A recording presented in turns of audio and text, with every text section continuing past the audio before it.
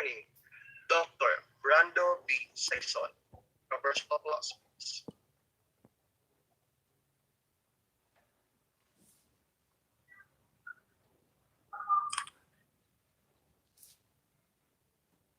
Hello, good morning, everyone. Can you hear me? Good morning, Doc. Sir? Yes, sir. Okay, You're good audible. morning. Okay, thank you very much. I am sorry for entering late this morning because we had problems here, technical problems, as well as our electricity. Anyway, I would like to thank the president of Moncayo College of Arts, Sciences, and Technology for the invitation through Dr. Chick Makiling, my good friend. Thank you very much, Chick, for the invitation. And it is my pleasure to be talking on on blended learning, and that is very timely according to your college administrator, Dr. Lagatchera. I hope that you will learn something from me. Hello. Webinar. Hello, sir. Okay. I hope I hope you will learn something from me this morning, as I'll be talking about the different learning modalities that are present in the current educational system in the Philippines we are adopting. So we talk about blended learning, right? And I know that you are familiar with other learning modalities. We talk about face-to-face, we have online, we have radio-based instruction, and we have the TV-based instruction. And our participants today, I understand, are education students. Yes, sir. Right? Okay. So when we talk about blended learning, we know that it is an integrated approach to teaching and learning that includes multiple mode of instruction and learners practice. And what is that blended learning used in the field? Because it improves ability to personalize learning, and it is potential for individual progress. Also, when you talk about blended learning, it keeps learners engaged with use of a variety of content type, and the instructor has the ability to assess learner trends and act accordingly. Sabi nga nila, ang blended learning daw ay nag-i-improve ng training costs at return of investment, and it is an effective training for any learning style. Now, how do we use blended learning? We just formulate our blended learning goals in advance, and we combine our online and face-to-face instruction. I believe you are, I mean, are you having already your face-to-face instruction there at the Moncayo College of Arts, Sciences, and Technology? Wala pa po, Wala. sir. Wala pa. Online. Online Yes, lang kayo. modular, sir. Okay, modular. Actually, in DepEd, forgive me, but I'll be talking more on in the context of the Department of Education, kasi sa DepEd ako connected. So sa DepEd kasi, we are having this modular learning modality, and supplemental to that are the radio-based instruction and the TV-based instruction. So online is just optional. Siguro kung nasa urban area si teacher at saka si learner, they can use that online. Pero alam mo naman, kahit na tayo nga mai-experience mga internet problems, hindi ba? At saka sa limited resources na rin. So we should be updated with the different types of blended learning models. We have first we have our rotation blended learning model. So it involves face-to-face instruction and online study time.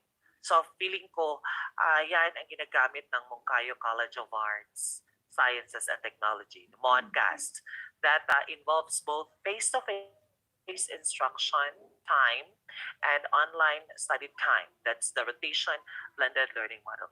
We have flex blended learning model, the a la carte blended learning model, and the enriched virtual blended learning model.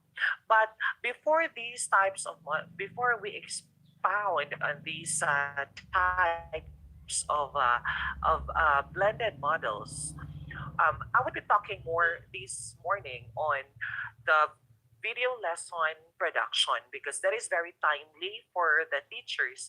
The win kasi hindi na ako magsasalita on um, face to face or the modular learning delivery kasi alam niyo na yan.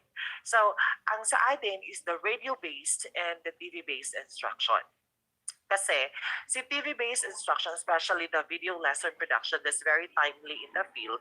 At lahat ng mga teachers, yan ang struggle ngayon to produce their own video lessons in order to effect blended learning to their students. And I believe that you, future future teachers from moncast, you should know this video lesson production. So let me start my topic with the video lesson production. I will be sharing to you my slides. So in the video lesson production, we need to start with developing the content.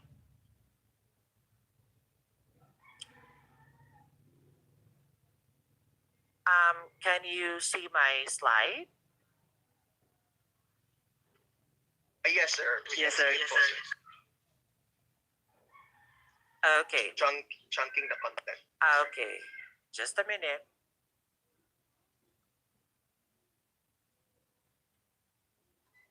Okay. You have there chunking the content. That is actually guide to developing the content. In whatever modality you can, for example, radio-based instruction, the content starts from the module. Always remember that. Ang guide ng script for radio-based ay galing sa module. Ang guide ng script ng TV-based or any video lesson ay galing sa module. So kapag mali ang module, talagang, di ba may mga erroneous modules that are being spread in the field, tapos yung iba parang may mali-maling content, mga ganun. So, nakaka-apekto talaga siya kapag hindi na validate. So, we have the 3 phases in production with our video lessons. We start with the pre-production phase, and then the production phase, and then the post-production phase. Right? Are you following, Sir Arman Servicio Jr.? Sir? Okay. Okay. Narinig niya kasi nakita ko siya. Anyway, so that's guide to developing the content. Now, always to remember, in any modality, mahina ang aking signal. I think, sir, sa student na part po. Sir, sa akin okay, po, sir. Yes, sir. Okay, so let me proceed. Now, this is chunking the content. So always remember chunking the content. Ano bang chunking the content? For example, if your lesson is all about verbs, okay. So, sa verbs, we have, so ano sa verbs doon? Ang tenses of the verbs ba? So, anong specific? So, you have to break down information into bite-sized pieces. O, nakita niyo ang pineapple dyan. So, di ba, kapag maggagawa kayo ng pineapple juice, you have really to cut them into bite-sized pieces so that you'll be able to digest well, okay, the content. Alangan namang buong pinya ang ilunok mo. So, kailangan talagang it should be specific. And it should work along with your working memory. So, ito ang information processing theory, we start with the sensory information. Then, alam niyo namang it goes to the short-term memory, tapos by consolidation. At ang ginagamit nyo ngayon ay ang inyong working memory. Just like sa nakikinig ngayon na si Sir Joseph Concha or Sir si Miss Valera, o di ba? They are using right now their working memory in listening to me. Okay. And there are 4 steps to chunk the content. First, you start at the highest level, and then step 2, that's modules into lessons, into topics. Okay? So, from the modules, may nagtatanong nga, Sir, how about kung ang modules ay structured na siya? So, kung ang content ng ating module ay given na, are we allowed to change that or to modify that or to add content? My answer is yes. It is really recommended because as teachers, we are resourceful. Dapat we need to be innovative at talagang marami tayong references dapat. So we do not just be dependent on what is being provided in the module. If there are updated information or details, then use that. So modules into lessons into topics, and then chunk at the screen level, and you do a working memory check. Now, you start at the highest level. So you have the content hierarchy, and then we have here the organizational strategies. You start with the large chunks of conceptually related content and use these organizational strategies. It could be alphabetical or spiral or simple to complex, and then multiple parts, categorical, or order of importance. I know that you have discussed that in your professional education subjects. Now, step 2, modules into lessons into topics. So, ayan, makikita nyo, from the modules, you chunk the content of the modules into lessons. Kasi meron kasing mga modules na pang 1 week. Meron ding mga lessons doon provided na good for 1 week. So you have to be specific, 'di ba? Meron tayong mga instructional objectives. Okay? So, sir, how about sa aming objectives? Kailangan ba na 3 objectives? Hindi naman kailangan. Kailangan it should be attainable. Kasi ang ating video lesson production ay may time limit po. At we only are allowed to produce a video lesson that is good for 20 to 30 minutes. So that's really the standard. For the University of the Philippines, sinasabi nilang it's 20 minutes, but in depth, and we are allowed to have like a maximum of 30-minute video lesson. Okay, so you chunk at the screen level and you do a working memory check. So less is more. Visuals and text and multimedia lesson demands on working memory. So, depende rin yan sa ating mga learners. Di ba, sinasabi nila na kapag kindergarten daw, meron ba dito mga BEd? Elementary? Yes, sir. We have. Yes, sir. Okay. So, sa ating mga learners, of course, binabagay din natin ang visuals and text or graphics in our video kapag kasi dependent yan sa ating mga learners. So kapag elementary, of course, more on visuals and texts. And tapos si junior high, si grade 6 or grade 5, it could be like 70% content and then like 30% graphics. Kapag si kindergarten, usually it's 70% visuals at saka 30% texts. Okay, mag-matter din yan siya.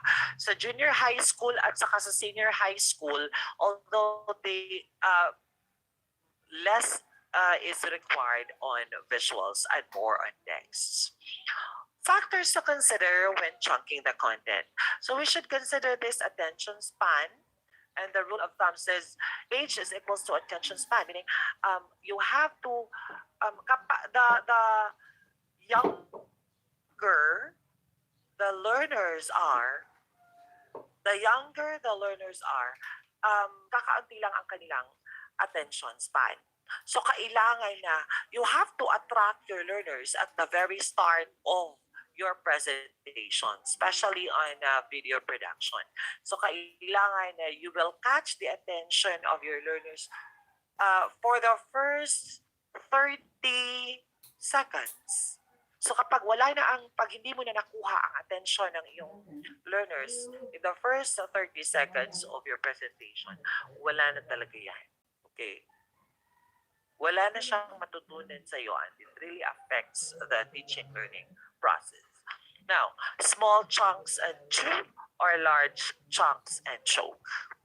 You also have to note the primary recency, primacy recency effects. It says, we remember best that which is presented first, and we remember second best that which comes last.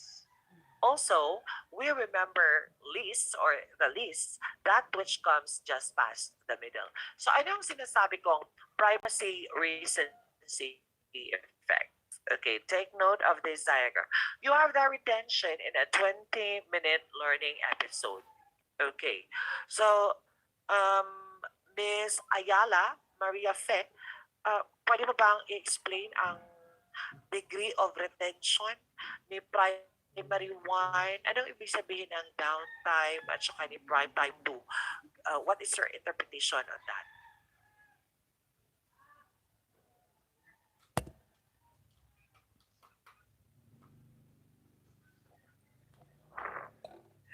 How about you, Miss Calamba?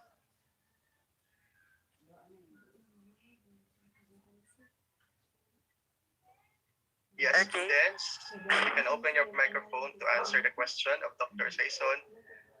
Okay. Sige daw. Miss Calamba, tingnan natin, Sir Teresito, kung nakikinig sila sa akin.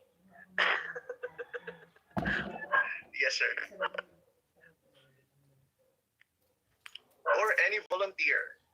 Any volunteer? Okay, ako na lang. Okay, this is the degree of retention in a 20-minute learning episode. So we have the prime time 1, we have the downtime, and the prime time 2. So sa ating prime time 1, it starts with 0 to 13 minutes. So the first 13 minutes of your video is very important kasi yan mataas ang retention ng mga learners. At saka magda-downtime yan siya. Kasi of course naman sa isang 20 minute, meron talagang parang yung retention nila ay mahina at it could be ang kanilang energy or boring masyado or depende sa mga factors concerning that video lesson production. So babalik ang kanilang energy doon sa 15. Okay. So sa 15 to 20 minutes, babalik na naman sila but not that high of that of prime time 1 in the first 13 minutes, 12 to 13 minutes. Okay? Nakita? So they remember best that which is presented first. So the content presented first in the first 0 to 12 to 13 minutes, they remember that best. And then they remember the least that which is presented in the middle, yung downtime. And then they remember the second best, yung that which is presented last, right? That's in the prime time too. That's the primacy recency. The capacity of the working memory. So parang ding sponge yan, na kapag um, marami ang information na talagang na-digest ng bata every day or ng, kahit ng isang video. For example, in a 1 hour video lesson, talagang magkakaroon sila ng tinatawag ng cognitive overload or information overload na sinasabi nila. Kasi um, 1 hour is too long for the attention and retention of our learners. So, kailangan talagang iniingatan natin or kinikonsider natin ang working memory ng ating mga learners in our video lesson production. Okay, here's a table on the capacity of working memory in a number of chunks. So, makikita dyan, for 5 years old and younger, minimum chunks, that's 1, maximum 3, and then say 14 years old and older, maximum is 9, tapos minimum ay 5. And then the average for between 5 and 14 years old ay 5 naman. Okay. So here is a sample flow of your lesson. Are you making lesson plans? Participants? They're required, What? sir. Okay, they are required to make lesson plans. So in a 20-minute video lesson, ganito din ang flow ng lessons. We start with prime time 1, downtime. Meron siyang mga parts of the lesson planning or the lesson na nasasaklaw ng prime time 1, downtime, at saka ng prime time 2.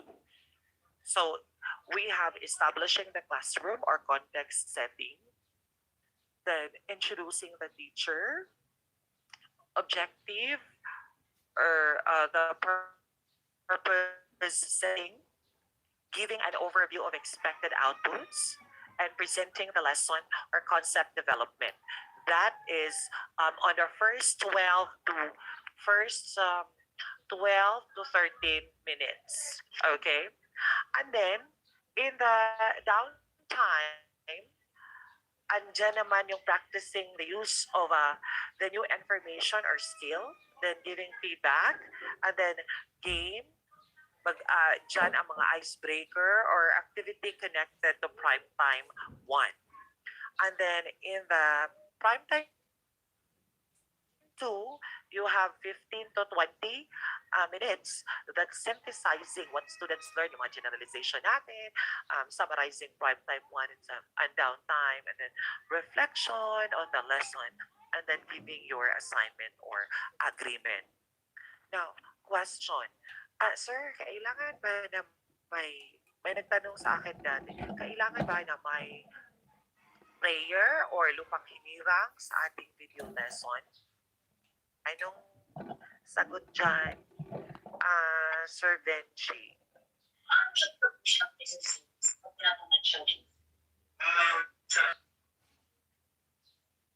Sir? Anong sagot dyan? Kailangan ba na may prayer sa ating video lesson? Based on what I have seen, sir, in the presentation of the teachers, I have not seen that they are doing the prayer or the panghinirang. So, pwede na siguro wala. Okay, that's very good observation. So, siguro kung yung iba, parang hindi naman siya discourage, but as for practice in the field, pwede lang na walang prayer, right? Or lupang hinirang, or whatever preliminaries you're doing. Kasi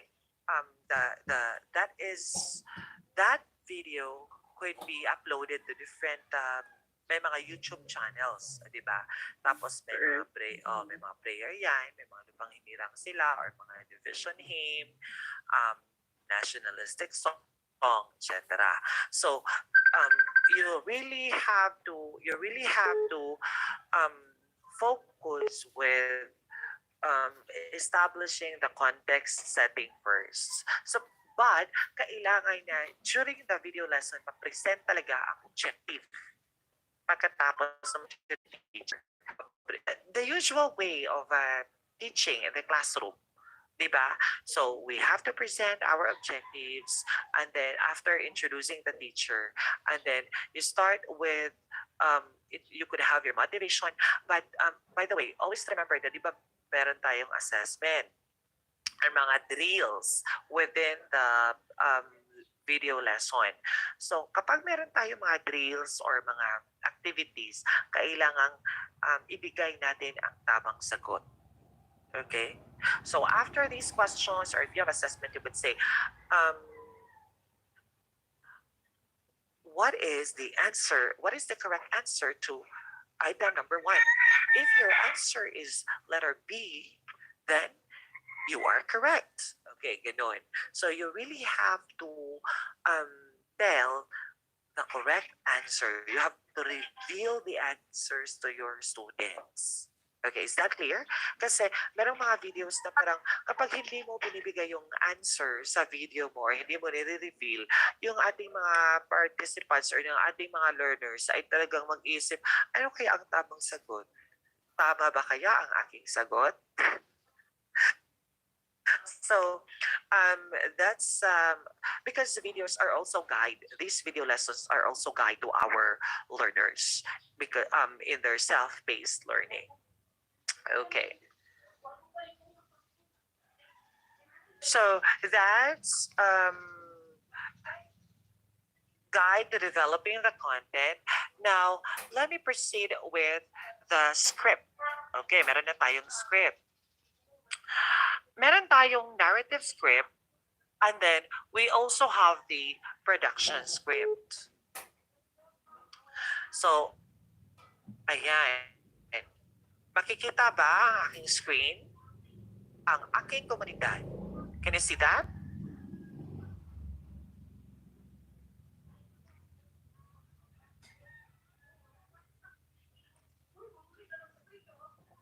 Hello?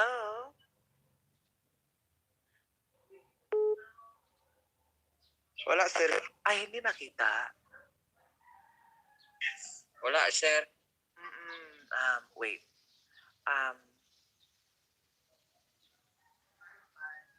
How about that? Can you see that? Reading images.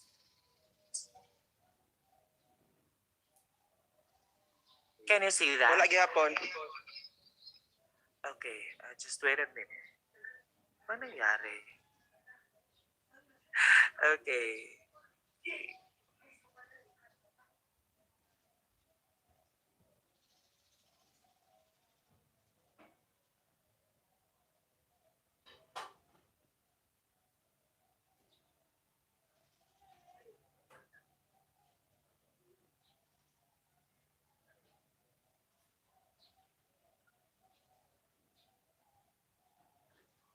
How about that?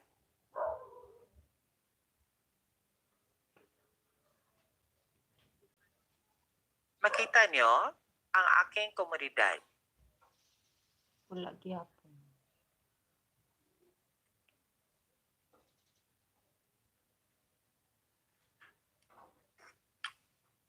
Hello? Hello, Doc.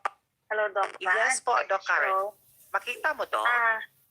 No. Wala. Wala siyang folders lang. And mga documents. Ay, okay. Just wait.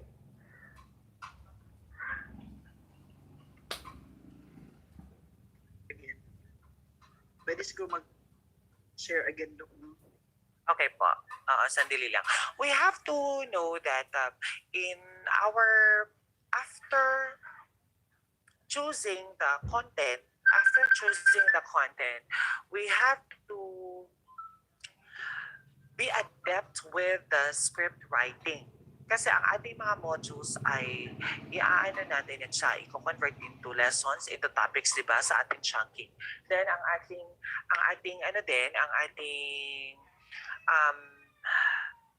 ating napiling lesson or topic ay gagawan natin ng script.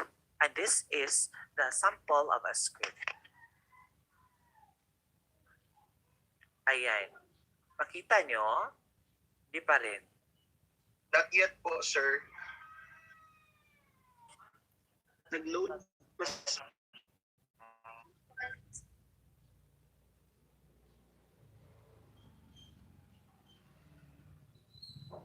I think po, sir, mas mabilis po if na-open muna ang file before siya i-share po.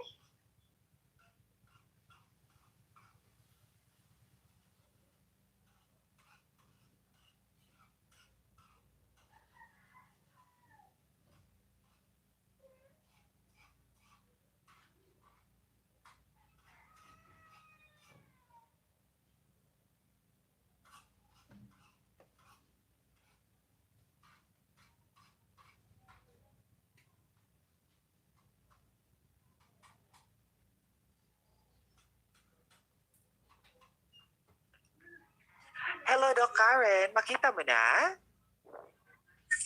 Hello, Doc Van. Wala pa. Yes po. Ano ba yan? I think it would be better if before mo siya i-share screen, naka-open na siya daan.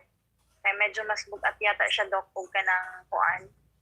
Na-share screen na siya. Okay, okay po. Okay. Okay. Butang pa lang bago ba siya para matabangan sa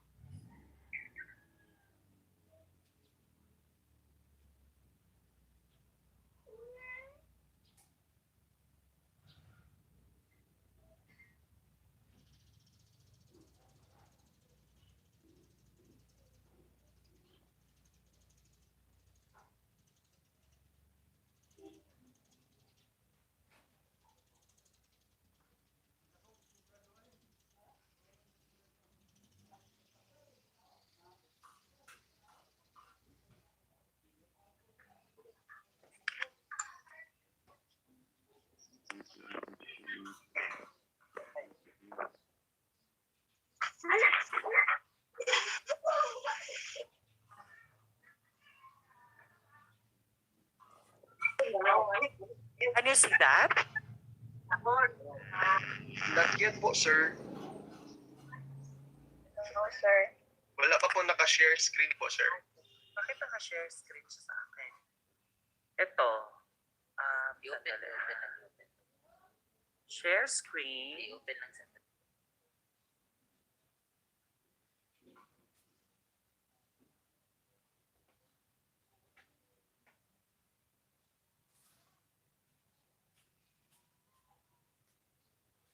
Yan, makita nyo?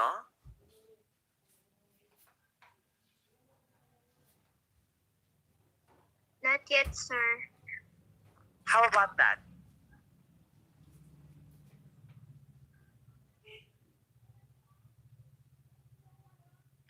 Reading images, topic is visual literacy. Can you see that?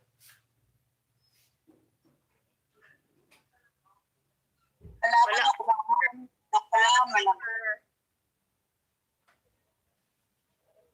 I can only see your face, Doc Van. I hearing Dr. Melody. You are so Okay. Hi, Doc Mel. Anyway, ano ba to? I will just let you first listen to the video critiquing and evaluation. Kasi sa ating video production ay very important that we need to know the criteria for critiquing and evaluating our video lesson.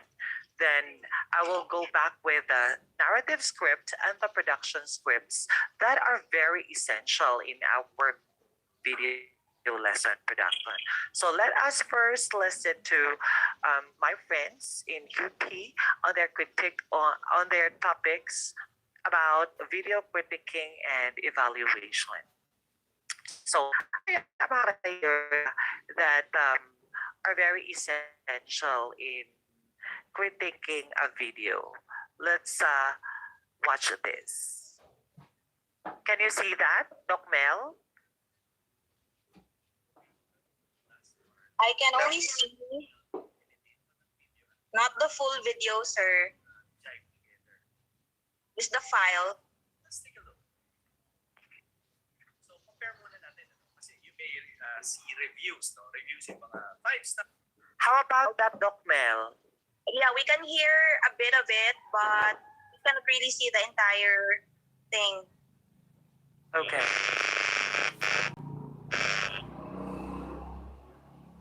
Hello, Doc Van. Yes, Doc Chick. Would it be possible if you can email us the video and kami na lang mag-share screen? Sige po. Ito na lang. I'm having... Okay, just wait a minute. Kasi, sige, sandali lang po.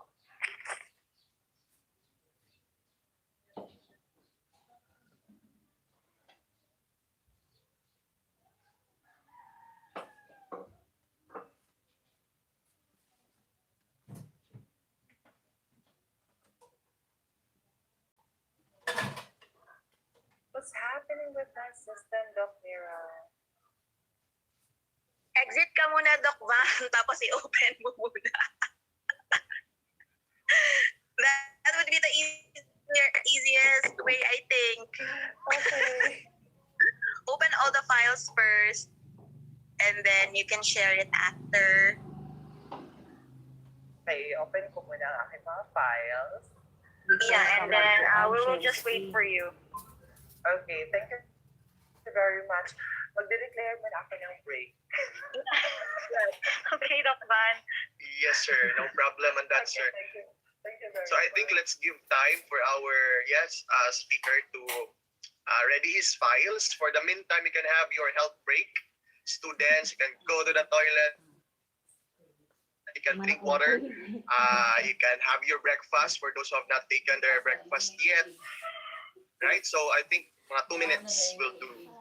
Alright, so you also prepare your questions for the open forum later. Alright, and of course, I would like also to encourage our students to participate in the discussion. Actually, this is very interactive discussion now with the style of our speaker, Dr. Saison. So I encourage you to, to give your answers, to volunteer, to give your answers. Alright, so that our discussion for today will be highly interactive. Kung dili mo mag-answer students, si Dr. Saison jud ang mangutana. Right. Hello also, acknowledging also the presence of Dr. Melody Mira. Hello, ma'am. Thank you so much Good for morning, joining us sir. this morning. Yes, ma'am. And we would also like to acknowledge the presence of Dr. Roxanne Duat. Hello po, Doc Doc. Mel, Good morning si po. Doc Roxanne. Good morning, Doc Roxanne. It's so nice to have you here. Good morning po everyone. It's an honor po to be here in your webinar.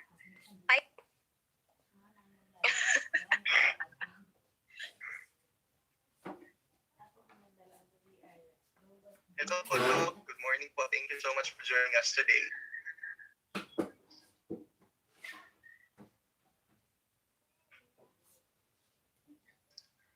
Perhaps you can also request for a copy of the file of the presentation of Doc Saison for reference of the students. Okay lang po ba yun, Doc? For their narrative reports daw. Actually, one student had asked me if she could have a copy of the presentation for her reference for her narrative report. Okay, sir. We will just provide. I'll ask Doc Van to email it to us. Yes po, Doc Jay. Thank you.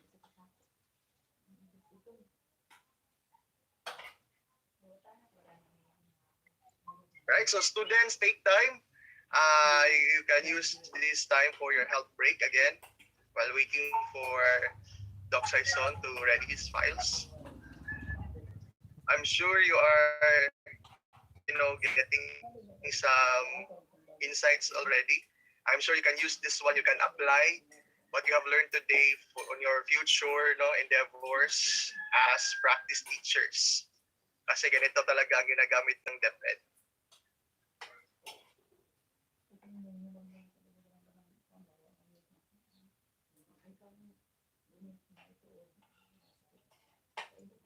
Right, so again, later in our open forum, we'll be asking students or representatives from each major, sorry, to ask their questions or to give their insights, regarding the discussion.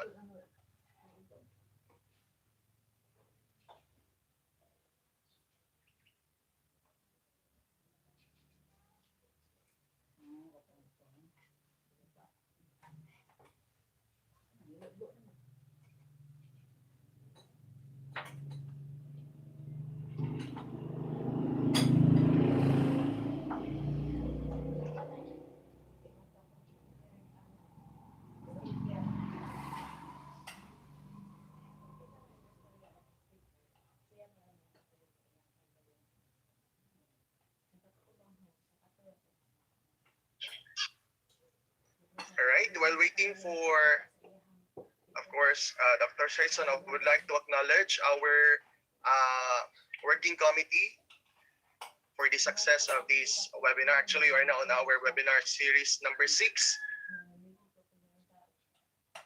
And we still have more episodes to come.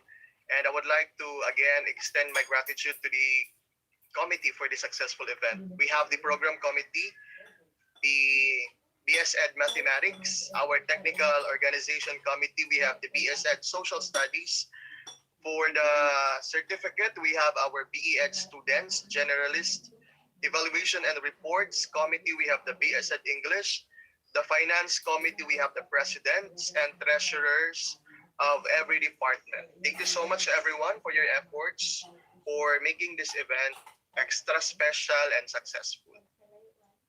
Wala bang virtual applause dyan for our technical committee?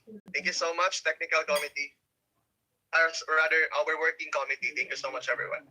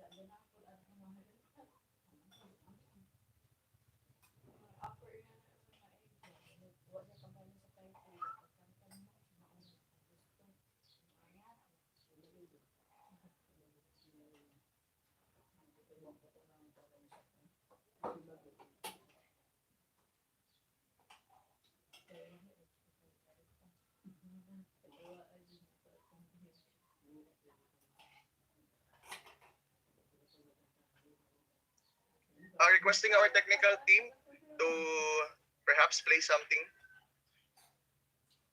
para hindi tayo dead air. Right, thank you so much, technical team.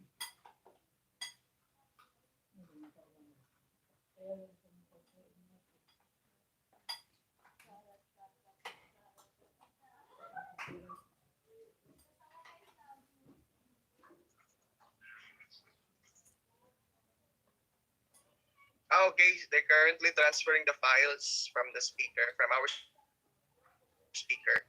So, alright, sige, no problem po, technical team. So let's give time for our technical team to transfer the file, of course, from Doc Saison. Kasi sila na lang po ang mag-share screen.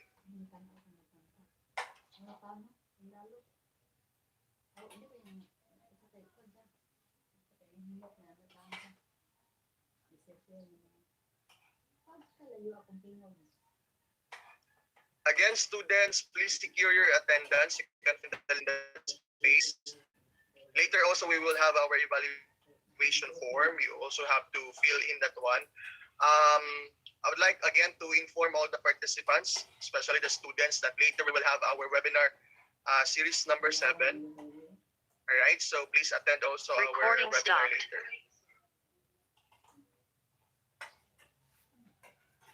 Okay. So again, for this day, we will have two topics, no? Webinar series number 6 and of course, episode number 7.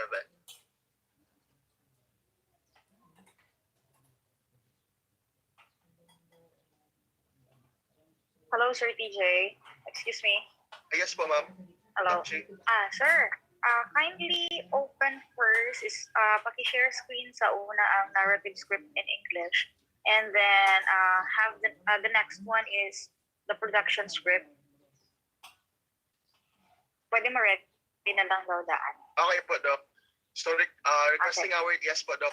Dr. Thank you. Thank you. Requesting our technical team to share screen first the script, the English script. Yun po ba, Doc? Ano po, si TB? Yes, sir. Okay. Thank you po, Doc. So requesting our technical team, Profel and Heiser. I think Yes, if sir. ready na po, can you please share screen it? Ginownload pa lamang sir. Okay, alright. Still downloading pa po, Doc. Okay. Thank you. Yes po, Doc.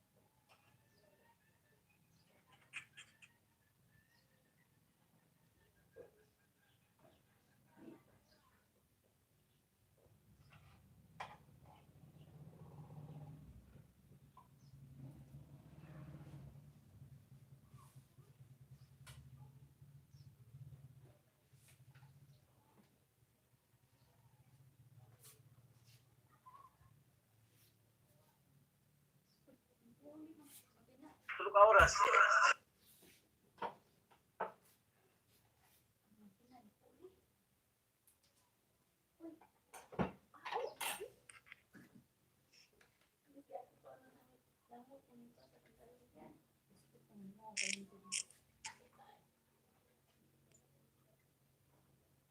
Hello po, Doc. Sir Son.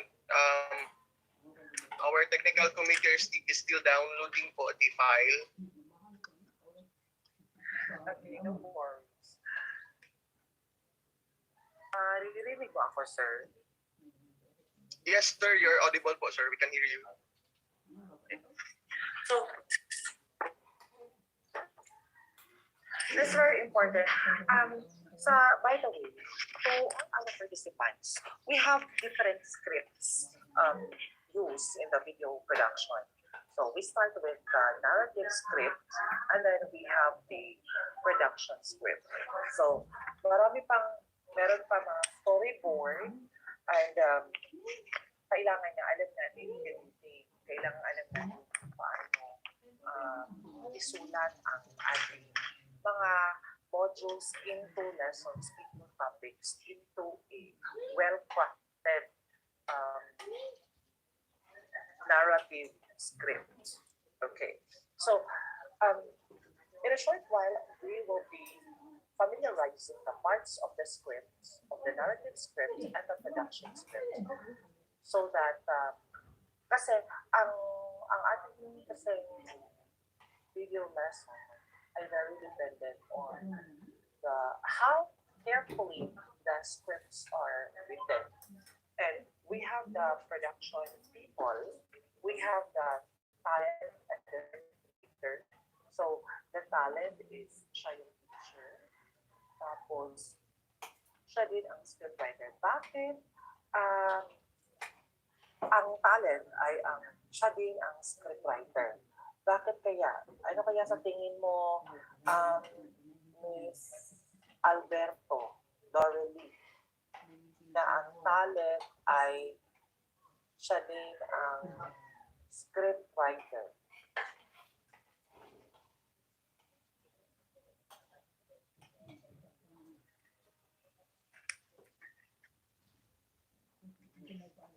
All right, student, can you share your Share your answer for anybody, anyone from among our participants.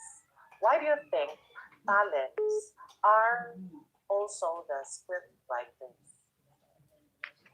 Sir, kay ang talent lang man ang nakabalo, sir, kung unsa ang ihang topic nga i-discuss sa video. So, mas nice kung siya lang po ang magsulat sa iyang script, sir, kay mas makabalo siya and then mas dali po niya ma-memorize kung iyahan ang iikutang sa video, sir. Okay, you have your point. Na siya lang ang kabalo sa iyang lesson. But may gray area doon sa answer mo. Kasi dapat din ang illustrator, ang videographer, ang editor, ang mga graphic artist, alam din nila ang content. Diba? Dapat alam din nila ang buong content so that yung mga kasali sa video, yung mga editing details ay talagang naaayon din sa paksa na kanyang or sa subject matter of that particular lesson. Pero agree ako na katong yung kabalo siya, so makamemorize siya. In other words, di ba kung ikaw ang scriptwriter, kailangan niya, ikaw din ang talent kasi alam mo, you are very familiar with the choice of words. Yung choice of words na ginagamit ng isang teacher ay galing talaga sa kanya kasi siya ang nagsulat. Yes po, sir. Yes po. Right? Okay, very good. It's very good, Laurelie, you're listening. And so we have here the narrative script.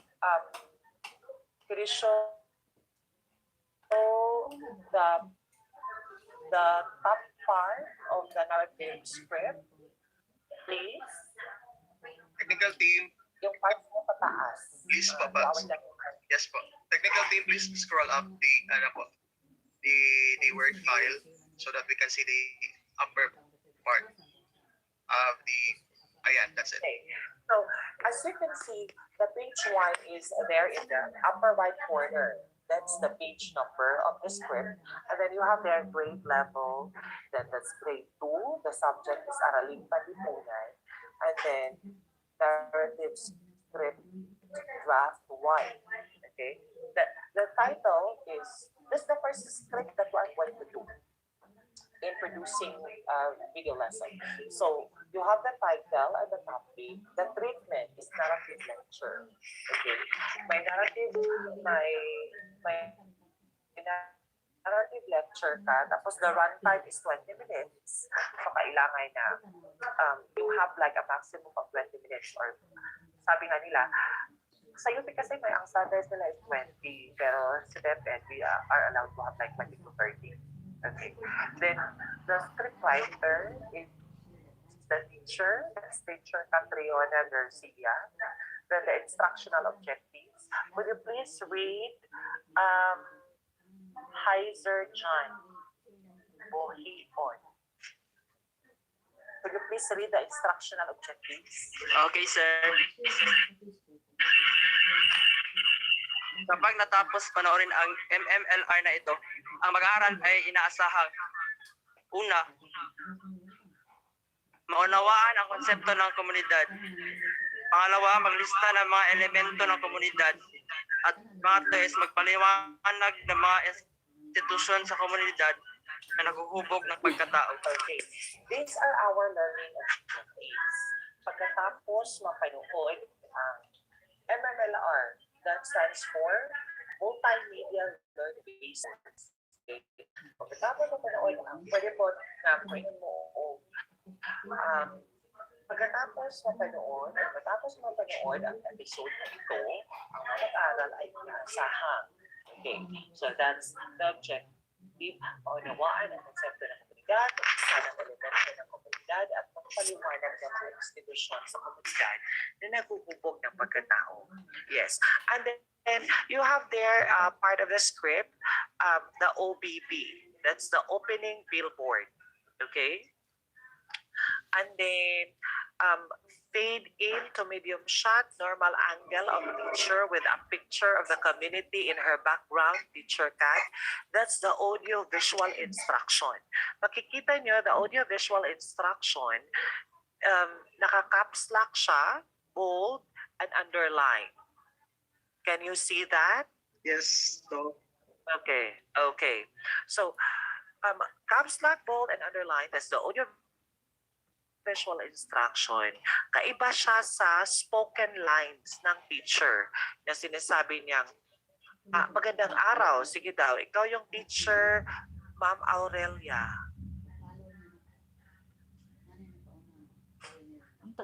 Could you please read the spoken line there? Yes po, sir. Wait lang po, sir.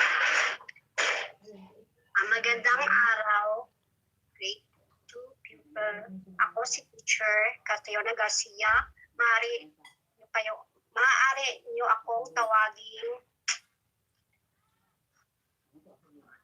Sorry, sir, ha? Sapa mo na mong ginagtrabaho din sa gawin, sir. Transaction. Okay, okay lang yan. Teacher Kat, ako ang inyong guro sa Araling Panlipunan para sa araw na ito. Pag-usapan natin ang ating komunidad. Okay. Ano si Ma'am Aurelia? Elementary or secondary? Secondary Okay. po. Sino ang elementary? Elementary daw na babae. Anyone? Ikaw daw ang mamili, Sir Teresito. Right? Yes, sir. I'm not really also familiar with the students under BEd. Anyone who would like to volunteer? Kasi I'm a BSBA faculty member. Oh. All right. Yes, requesting our students from the BEd to volunteer. Yes, Sir Bench. Sir Bench. Villa QR, sir. Rainmark Villa QR. All right. Go ahead, please.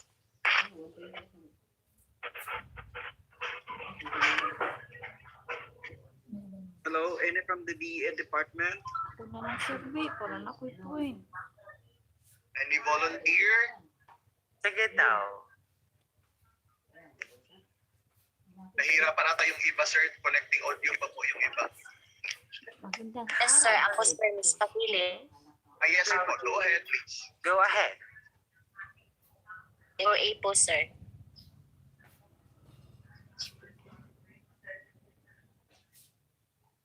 Yes, please read the Mr. T? Can you read Yes the po. ano? Magandang araw, Grade 2 pupils. Okay, go. Ako si Teacher Catriona Garcia. Maaari niyo akong tawaging Teacher Kat. Ako ang inyong guro sa Araling Panlipunan. Para sa araw na ito, pag-uusapan natin ang ating Okay. What's your name, ma'am? the 30 Jean Pakilit po, Doc. Opo. Okay. Sige. So, how do you project as a grade 2 teacher? Because you are a teacher, Kat, and you are a grade 2 Dapat teacher mabuli na niya yung pagbawa. in a video lesson. Sir, Ma'am pwede G. po Sige daw, how do you project, or yes, sa voice mo, when you read that, magandang Magandang araw, grade 2 pupils. How do you project as a grade 2 teacher? Kasi kahit hindi kita nakikita, malalaman ko na you are an effective teacher kapag nababasa mo siya ng maayos, na naaayon sa grade level. Sige daw, be? Teacher Jean? Magkuan-kuan anak pag grade 2 ba? Well, for me po sir is if you're a if you're a grade 2 teacher, dapat po is malambing po kayo sa mga bata dahil po para makuha po yung atensyon nila, kailangan po silang ano po yung tawag doon, yung i-approach niyo po sila ng mabuti po sir para makinig po sila sa iyo. You are going to be their second mother sir. Okay. Sige. So, how do you read that as a second mother, Teacher Jean? Mali mga diya. Ang iya pagkabasa. Okay. Nindot man. Well, Kaso kailangan ba? my point is, Magandang araw. you mga have bata. to Di ba, project mga as a teacher, may a grade 2 accent. teacher kasi, di ba ang mga bata kay ulog-ulugan mo na dapat, Yan, Teacher Jean? Di ba? Tama ba ko, Yes, Ma'am sir. Aurelia? Tama ba ko, Ma'am Elementary man. Aurelia? Yan, di pa ano Na, sila. kanang, mayon ka nga, Yes. ako si, Elementary oo, man nga. sige daw, di ba gubo ka pala mag-ulog-ulog mga bata mo? Di ba sasabihin mo, magandang araw mga bata, you have to be lively. You have to be energetic to the, you have to be bubbly in front of your learners. Tip ko lang yun ha, sa ating mga na iba ang approach ng elementary teacher sa secondary teacher pagdating din sa video lesson production. Na si Talent, na kahit formal ang ating choice of words kasi that's script writing. But the way you project your voice, your face, iba sa elementary sa secondary sa video. Okay? So, bakit may mga numbers dyan? 7, 8, 9, 10, 11, 12, 13. Okay. Bakit sa tingin mo, Ma'am Aurelia, may mga numbers dyan sa gilid? Okay, may numbers. Sorry po sir. Oo. Sige daw, tingnan natin si Rofel Chan. Sorry, hindi ito si Rofel. Si co-host pala ito. Okay. Tingnan natin ito si Alejo, Princess May. Asa may number? Tawag ko. Sige daw, Princess May. Bakit may mga numbers dyan sa gilid? On the left side.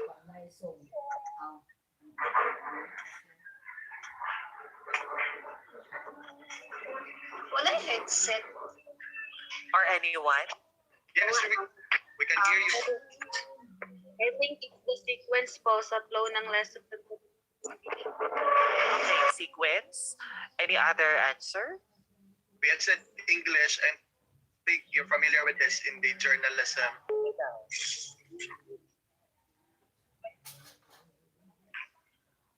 We had said English, Wala siya may students. kabaluan na nga math. Okay. It is corresponding to the lines, the line number. Okay. So, para, di ba, pag mayon ka nga, line 9. Ano ang line 9? Sa araling ito, maunawain natin ang konsepto ng komunidad. Right? Line 13. So, for editing and for tracing the words or specific content or details in the script, you use these numbers as indicative of the line number. So you have line 15, line 16, or 9 na mali dito sa line 11, etc. Right? So, for example, line 7. So that's audio zoom out to long shot normal angle of teacher cut in the community. Then line 9 na dayon sa araling ito, maunawaan natin ang konsepto ng komunidad. Kaya naka-caps lock, bold, at saka underline ang ating audio-visual instruction that's zoom out to long shot normal angle of teacher cut in the community ay para we can identify the spoken line, that these are not in underline format. These are not in naka-caps lock at hindi siya naka-bold. So that the talent will not read this way. Ako ang inyong guro sa Araling Panlipunan para sa araw na ito, pag-uusapan natin ang ating komunidad. Zoom out to long shot, normal angle of teacher cat in the community. So hindi, basig maisa o basa. So kailangan na yung format natin ay naka-caps lock, ang ating audio-visual instruction. Naka-caps lock, tapos naka-bold, at saka naka-underline. Okay, I'd like to request our technical team na to go to please.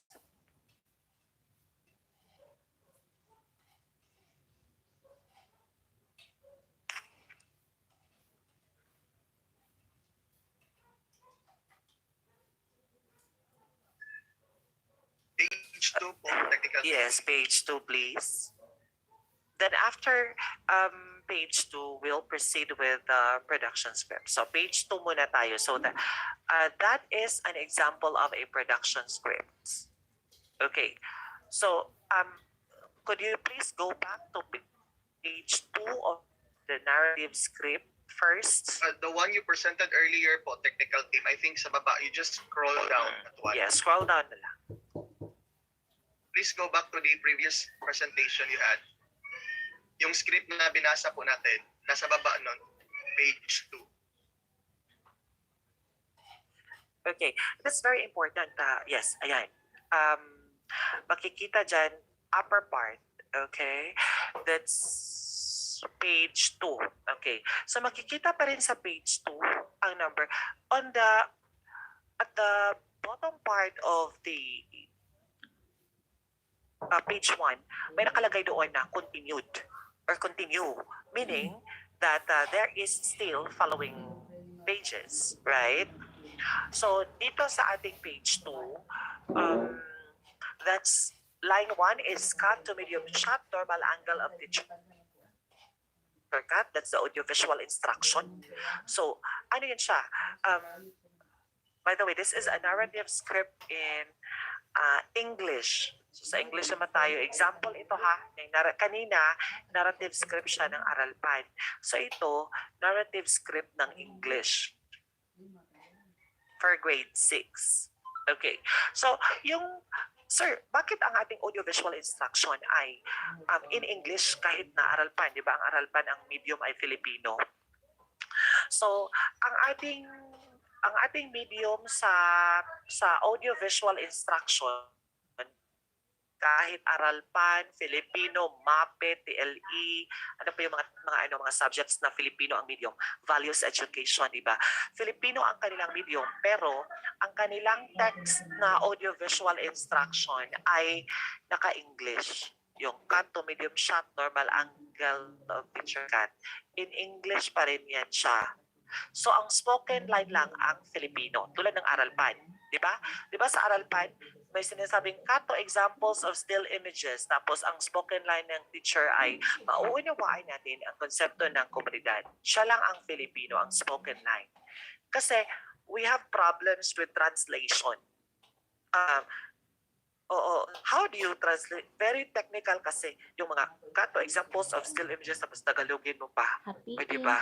So, but in English, of course, since the spoken lines of the teacher are in English, then no problem with that. Okay? Could you please read, Ms. Aurelia, could you please read line 7 to line 8, please?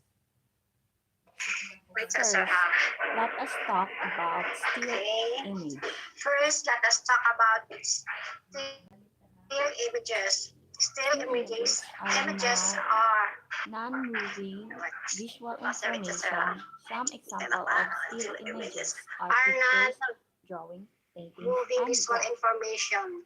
Some examples of still images are pictures, drawings, paintings, and graphs.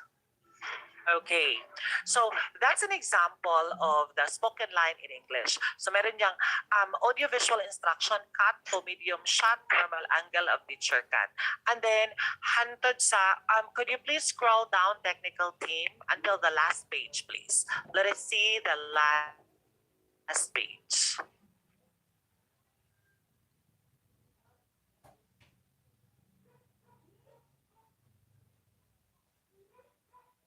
Okay. So could you please read Ma'am Aurelia, line 127? Wait, sir. We have also learned how to analyze visual Oh, images by God. considering the We have content, also learned how to action, or analyze event, visual images by emotion, considering and the content, message. action, or Since event. we have focused on the Number 2, analyzing emotion still and images message. today, Since we focused on tomorrow analyzing we still will be images today, analyzing motion tomorrow we will pictures or be analyzing movies. motion pictures or movies. In the meantime, try to recall your favorite movie or television show. In Try the to meantime, analyze them try considering to recall content, your favorite action or event, movies, emotion, a and movie or message. Tomorrow, television we show. will focus on analyzing motion Try to pictures. analyze I'm them glad you considering showed up content, today. action, I or really event, enjoy learning with emotion, you. and I hope messages. you did too. Again, I Tomorrow am Teacher we Kat, will focus your on teacher in analyzing motion English. pictures. I'm glad you showed up today. I really enjoy learning with you and I hope you did it too. Again, I'm Teacher Kat, your teacher in English 6. Okay. And then you say, I will see you again tomorrow at 9:30 in the morning for another insightful discussion. Thank you.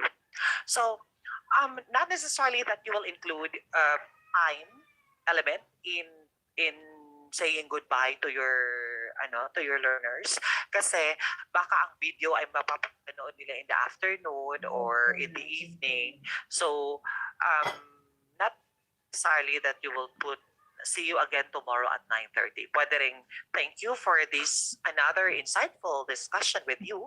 I hope you learned something. Bye-bye. So, or God bless. You can say that. Okay. So, that is on the last part of the lesson. Then nag-zoom out, ang ating audiovisual instruction ay zoom out to medium shot normal angle of teacher cut. Then you put the word end, meaning tapos na ang lesson. Okay. So that's an example of a narrative script that you need to know. For example, sir, I feel that it is very difficult to make a script. It's not actually difficult because we have our detailed lesson plan, right? So when you have your detailed lesson plan, then yung line doon ng teacher, ikaka-copy-paste mo lang yan dyan sa script. Okay? And then that audiovisual instruction, alam mo naman, pwede man si editor. So, kailangan talaga na may collaboration ni editor ang paggawa ng script bilang ng script writer.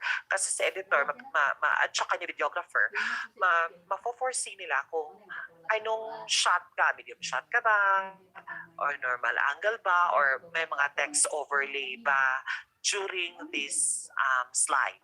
Okay? So technical team, let us proceed to production script.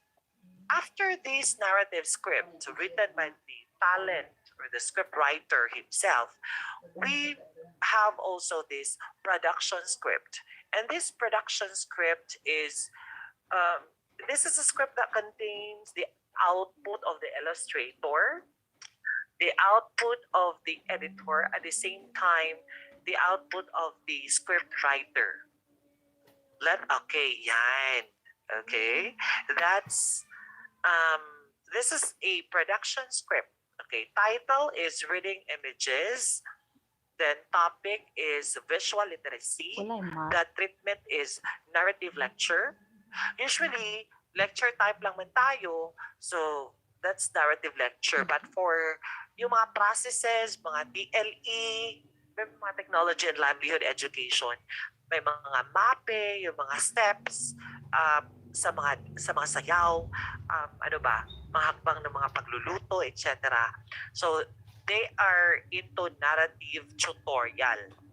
But if you just present content and explain something, then that is narrative lecture. That's the treatment. Okay? And then the runtime is 20 minutes. So it's a 20-minute video lesson. The scriptwriter or the talent is Catriona Garcia, and the instructional objectives are, could you please read Miss Maria Fe Ayala? Sir, The nga instructional nagdi mo tawagon. objectives. Kanong Ayala pa man.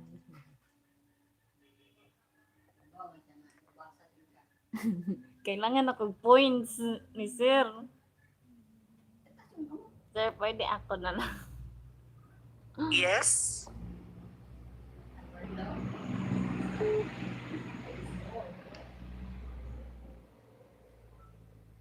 Parang hindi ko siya marinig. Sir, I think po, another student is raising hand. Perhaps she could volunteer. I to can read. see Meiji Sarin. Yes po, sir. Perhaps. Okay. Go, May. After watching the video, learners should be able to explain visual literacy and support, identify examples of visual media, determine sources of visual media, and analyze the message visual. Okay, very good. So you have here 3 parts. You have the storyboard or shot number, and then the description of visual, yung sinasabi ko kaninang audio-visual instruction. And then you have the audio or the voiceover or yung sinasabi ko kaninang spoken lines ng teacher. Okay? So here's the storyboard. Maintindihan mo ba siya, May J? Sarin? Si storyboard, shot number, description of visual, at saka si audio or voiceover. Oo. So kapag sinasabi mong, sabi niya dito, could you please read, Meiji, the description of visual? Cut to long shot, normal angle of picture. Okay, good. Cut to long shot, normal angle of picture cut. O diba? Naka-long shot. Tingnan mo ang storyboard. Naka-long shot ba si teacher cut? Okay. Tapos, anong sinasabi, kung ganyan ang appearance sa screen, ano dapat ang sasabihin ni teacher cut? Meiji. Hello there, great pupils. It's nice to see you again. Okay. Nice Oy, good pwede kayo si siyang- teacher Meiji Nice sa good ating kayo siyang video istorya. production.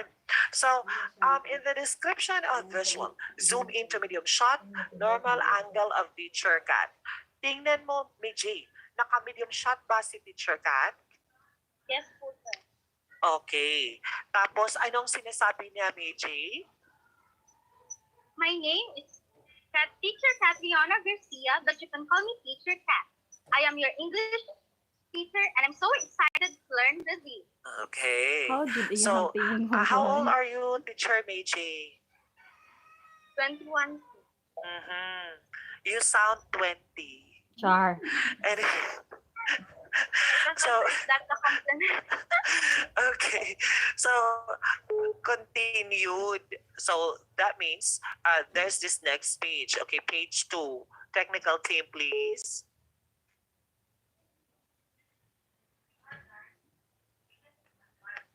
Scroll down lang po, technical. Ayan, scroll down. Okay, yes. Cut to illustration of different picture frames. May mga different picture frames sa storyboard. Ano ang kanyang sinasabi? Ano ang sasabihin dapat ni teacher, Meiji? Have you Have heard? you heard of the saying, a picture speaks 1,000 words? I bet you have. I bet Okay. you have. And then, cut to medium shot, normal angle of picture cat. Okay, nabalik ang slide kanina kasi naka-medium shot sa picture cat. Anong sasabihin niya kapag ganyan ang slide? Do you agree with it? Well, Wow. I do too. And that is why we need to learn about visual literacy. Okay. Now, since you are talking about the visual literacy, there is a text overlay. Okay? So, ayan ang text overlay sa storyboard. That's visual literacy. Okay. So, makikita mo ang visual literacy. So, ano ang sasabihin dapat ni teacher? May J? Visual literacy Visual is our literacy is ability our to ability to understand understand visual visual message messages and to and create our own visual messages. Okay, good. Now, okay, ayan na. So, maiintindihan nyo that dapat naka-timing si shot number storyboard sa ating audio or voiceover, right? As dictated by the description of visuals. At sino ang gagawa ng description of visuals? So, kailangang may collaboration ito ni scriptwriter at saka ni editor. So, you can see there, text overlay, visual literacy. Then, ano pa? Cut to medium shot, normal angle of picture cut. Then, could you please scroll down? The next page, please.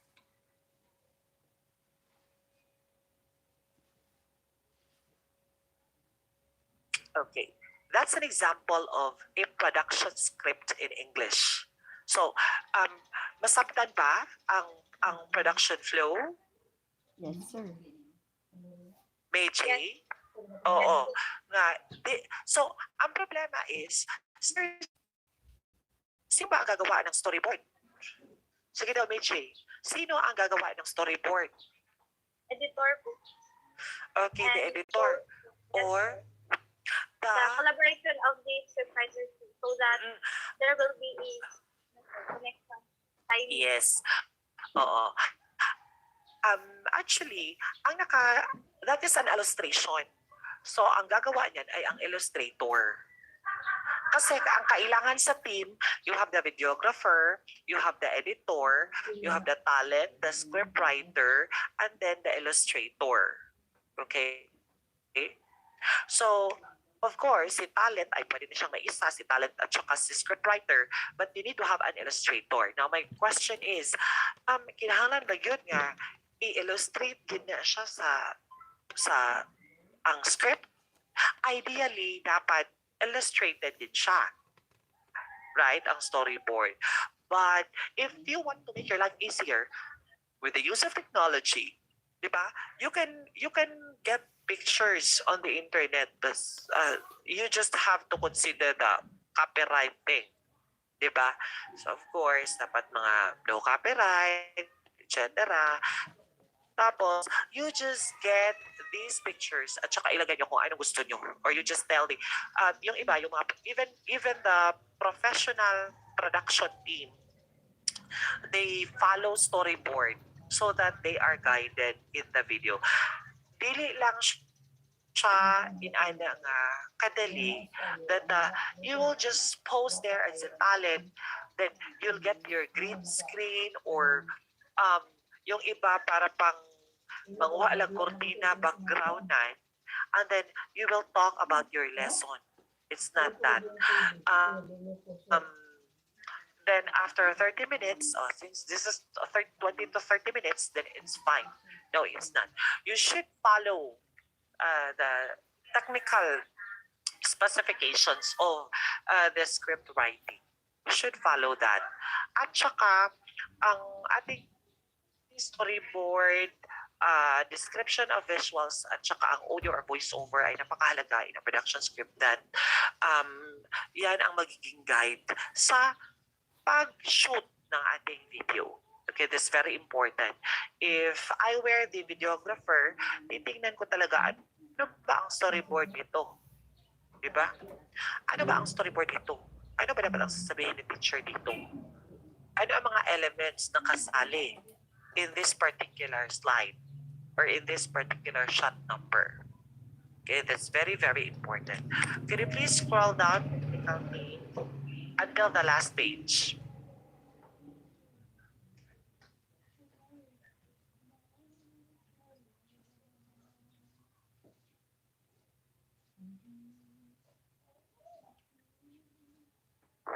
Okay, that's okay, May J. Yes, sir. Okay, cut to medium shot, normal angle of teacher cut. Could you please read yung line ni teacher cut? We have also learned how to analyze visual images by considering the content, actions, or events, emotions, and message. Since we focus on analyzing still images today, tomorrow we will be analyzing motion pictures or movies. In the meantime, try to recall your favorite movie or television show. Try to analyze them, considering content, action or events, emotions, and message. Tomorrow, we will focus on analyzing motion pictures. I'm glad you showed up today. I really enjoyed learning with you, and I hope you did it too. Again, I am Teacher Kat, your teacher in English. Okay, very good. And then I will see you again. Yes, May J. I will see you again tomorrow at 9:30 in the morning for another insightful discussion. Thank you. Okay. So that is a production script in English. Now I'd like to request our technical team to show us very briefly the production script in Araling Panlipunan. Tingnan natin. Production script in Araling Panlipunan.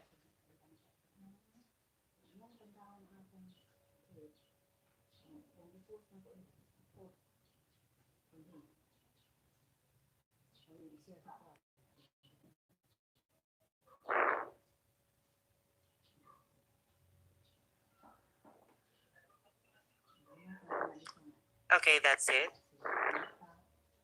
Okay. Konsepto ng komunidad. O, di ba ang kanyang title or topic ay ang aking komunidad. So,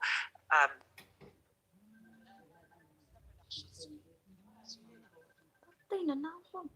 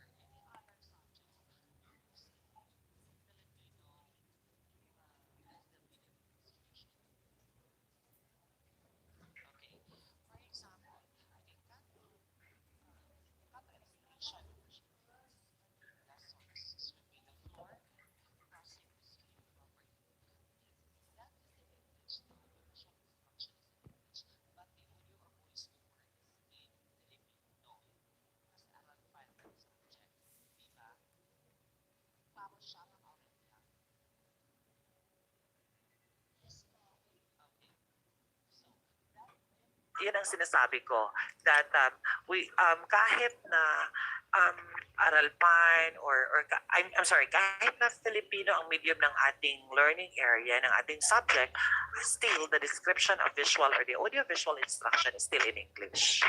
Okay. So as not to have problems with translation.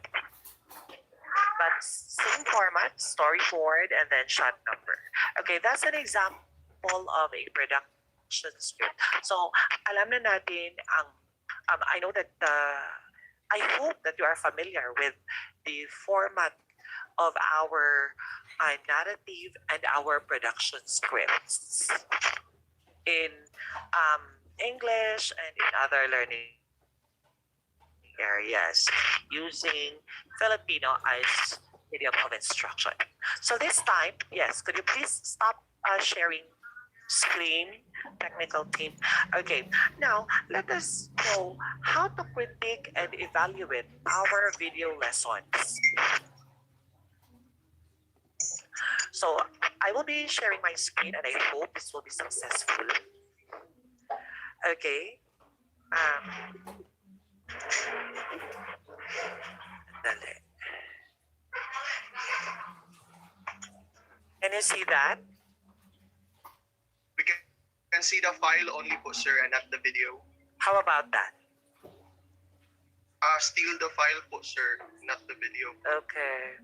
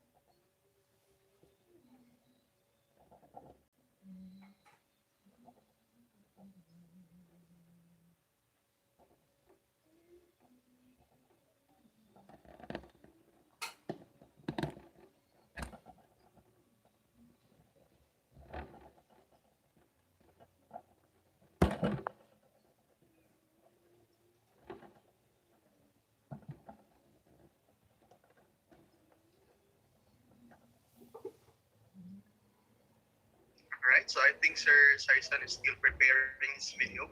So again, I would like to remind all the students later to prepare your questions now for the open forum later. I'm sure you have a lot of questions or you have a lot of insights to share, no, with our discussion this morning.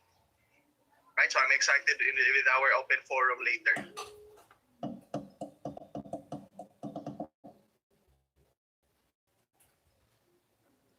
I'm sure you're all also excited to, appear on TV production as the lecturer or the discussant. I hope you can experience that one, right? On your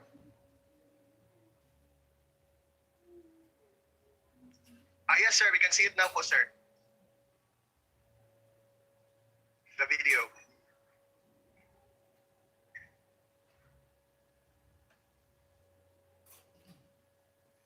But no audio po, sir. We could not hear the audio.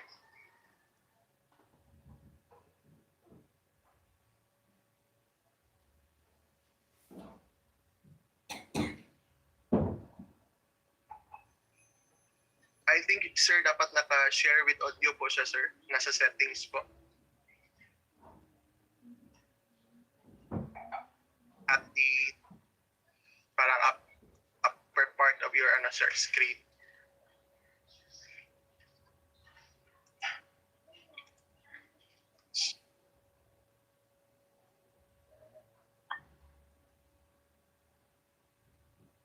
Sa ano po, sir? Sa Zoom na settings po, sir. I think in the view options and then meron siyang dyan, sir. Share with audio.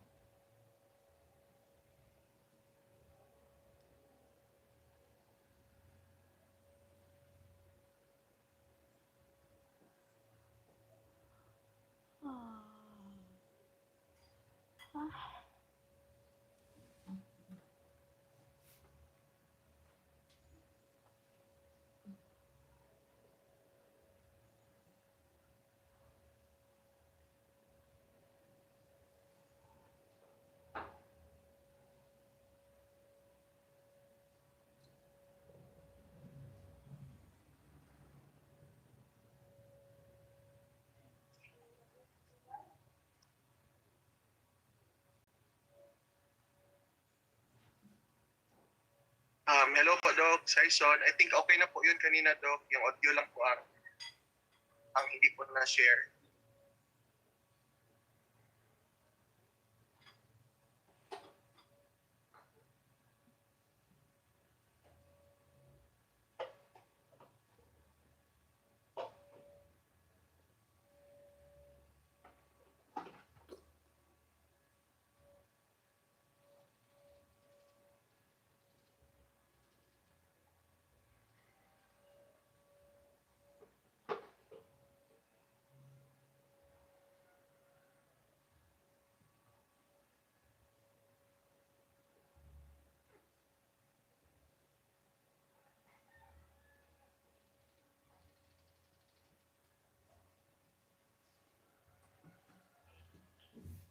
Hello, sir. Teresito.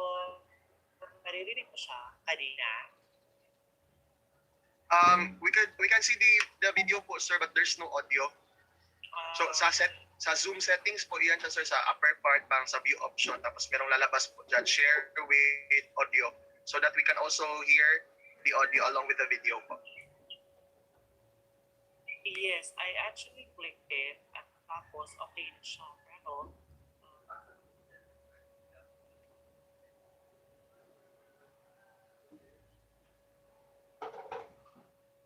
Or pwede rin po sir, i-try yung naka-open mic lang po sir, tapos lakasan lang po ang volume ng laptop para marinig din po namin yung same with sir sa Google Meet po na procedure. Pero kasi sa sir sa Zoom meron kasing share audio na setting po. Kasi I was using Google Meet kasi. Sorry. Ay yes sir, sa Google Meet diretso na po kasi sir sa Google Meet. Oo. Kaya nga. Okay.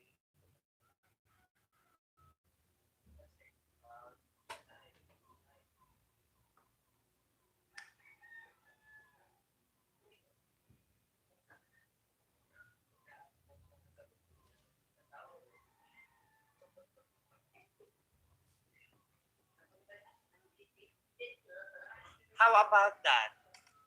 Good day, welcome to the Naririnig in niyo kung ako? ano yung mga elemento ng video at tinitingnan natin today Yes, Doc. live together. So, let's take a look. So, Yes, hello sir. Maririnig mo na yun? We can hear it, Doc, but we cannot see Okay. the video.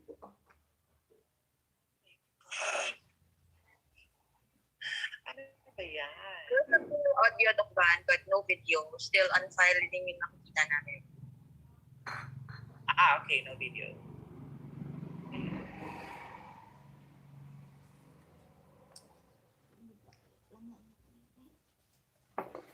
compare muna natin, kasi you may see reviews, reviews yung mga 5 stars o kaya 2 thumbs up sa isang pelikula o isang TV series. So basically, a review gives you clues on whether or not the video that you want to look at is actually worth seeing. Predictive po ito. Gusto mo ba panoorin, di ba? So, minsan may spoilers sa review, pero most of the time, iniiwasan naman ng mga review writers natin. Ang kailangan tingnan natin dito is sino ba talaga ang audience ng isang review. At ang review ay para po siya sa general public. Compare that with a critique. Now, a critique, tinitingnan natin kung saan parts ng video talaga siya nag-work o nag-fail. You can see that in some reviews na hinalo na ng reviewer kung paano ba talaga kinikritik ang isang video. But the audience for a critique is actually the video producers. So maganda po siyang tool. It's a good indicator of how your video actually works as a final product. So, wala nang patumpik-tumpik pa para maikli ang ating video ngayon. So, here are a few things to consider in the critique. A critique can take many forms, pero in our particular case, this is just a guide on the different parts of a video that you would look at in the evaluation. So take note, pwedeng basis ito if you decide to change your instrument later on. So the first one is the premise. So yung kwento ba, does it make sense? Kailangan medyo believable, lalo na kung ito ay educational video. Kasi po, kung hindi siya believable, mawawala yung credibility natin bilang teachers on screen. The next thing to consider is characterization. Do the characters in your story behave realistically? Alam ko po na sinabi namin na conversational ang teacher we're in video. At hindi po conversational usually ang approach natin sa isang classroom. Depende dun sa size ng classroom, depende kung sino yung mga estudyante. Pero ito, do you still behave like a teacher? Tama ba yung mga kilos natin? O medyo siga ba, di ba? Or masyadong pa-cute sa camera, di ba? Hindi naman po natin nakikita usually yon sa loob ng isang classroom, okay? So, the behavior that your characters in the story should be reflective of the culture. Ang dapat nakikita ng estudyante ay something na they would usually see in everyday life, especially in everyday school life. Next, tingnan natin yung message, okay? The message is actually the lesson in our case. So it should be clear and well presented. Medyo mahirap sa video yung palagoy-lagoy tayo, no? Kasi hindi natin na gagamit yung immediacy ng medium. Maganda sa video is nakikita natin agad almost instantaneously, kumbaga. So, sayang naman kung hindi natin gagamitin yon. Your video should also not evoke stereotypes, prejudices, or misconceptions. Kailangan malinaw tayo doon sa content natin at hindi tayo naghahatid ng inequality or non-inclusiveness. Next, we must be appropriate for the audience. Ano? Pagdating doon sa message, sakto lang doon sa ating particular audience. Ang audience natin ay divided into grades. Madali para sa atin sa educational video na titingnan natin kung yung content appropriate for the age, for the grade level. Madali yon. Pero what about yung mismong complexity ng presentation? Sometimes in a textbook, may complexity para sa bata. But since it's in a book, kaya i-explain ng teacher. Ngayon, yung video natin will stand for that. No, siya yung tatayo na parang teacher natin ngayon. Number 4, treatment or the plot. Now, treatment really is tinitingnan natin kung ano yung template ng ating mga palabas. So, a treatment could be a music video, it could be a narrative video like what we're doing, it could be a documentary. Pero in our case, pag ginamit natin yung treatment or plot, it means na it refers to the mismong story natin sa loob ng ating video. So, it should be predictable but not overly so. Alam naman ng bata ang structure ng lesson. And after a while, when we follow the particular chunking that Prof. Lenny taught us, magiging predictable talaga yung magiging lessons natin. Pero hindi naman to the point na, okay, alam ko na ang susunod na part, ganun. Let's twist it up a bit. Okay? Pwede kayo mag-deviate ng konti. As long as pareho pa rin yung pag-structure natin sa mismong flow ng kwento, pwede may iba yung ibang elements ng kwento. Diba? Imbis na activity, pwede magpakita ng iba pang video, diba? Parang roll VTR, kumbaga, dun sa mga TV shows na alam natin. Alright? Resolutions to problems or conflicts should be realistic. So, again, we're talking about realism here. Kailangan believable yung resolutions natin dun sa plots natin. So, traditionally, di ba, meron tayong fina-follow na sa plot na pataas siya, pataas ang interest, tapos biglang yung conflict, biglang magpa-plateau, tapos babagsak siya. Okay? Pwedeng you follow that. It's a bit more conventional, pero whatever type of resolution you choose, sana naman realistic siya, kapani-paniwala ang ending. Hindi yung fantasy ending siya kasi masisira yung idea na ito pala ay lesson. Next, writing. So story and dialogue. Ito ay yung dun sa language, sa grammar, yung type of words, at kung angkop ba siya dun sa ating audience. So appropriateness to the video. Now, our writing, the words that we write, should be able to educate and entertain. Sabay po. Importante siya. So, hindi po pwede na, okay, lesson lang talaga yung delivery natin. Kailangan medyo may entertainment. I think that was clear in the script writing part. But of course, we're also looking for that in the critique. Okay? We're almost done. Maikli lang po talaga ito. So, visual presentation. So, camera work, yung ating props, costumes. Yes, you can use costumes. Okay? Titingnan natin kung bagay ba siya at kung nakaka-engage. Okay? They should catch attention but they're also appropriate. And kung may mga presentations tayo such as graphics or text, they should make things clear. Huwag nating palabuin yung topic kung mahirap na siyang intindihin. Kaya tayo may power na mag-introduce ng graphics at saka ng effects para mas mapadali yung ating learning process. Okay? So, sound and music. Okay? Hindi po yan the hills are alive. Pero importante ang sound at music sa ating video. Dapat bagay, dapat it adds to the value. Alright? It enhances the presentation. Okay? And they should be appropriate and support the visuals. So again, example ko before, baka naman yung scene nyo medyo suspense, horror ng kaunti, no? Huwag naman natin gawin talaga yun sa bata, no? Pero yung kaunting kunwari lang na horror ang intro. Tapos may supporting music. Baka naman happy birthday o something very cheery naman yung gumagalaw kayo sa camera, di ba? Pero I suggest na hanap na lang tayo siguro na ibang presentation kung yun yung gusto nyo gawin sa video nyo. Huwag naman horror.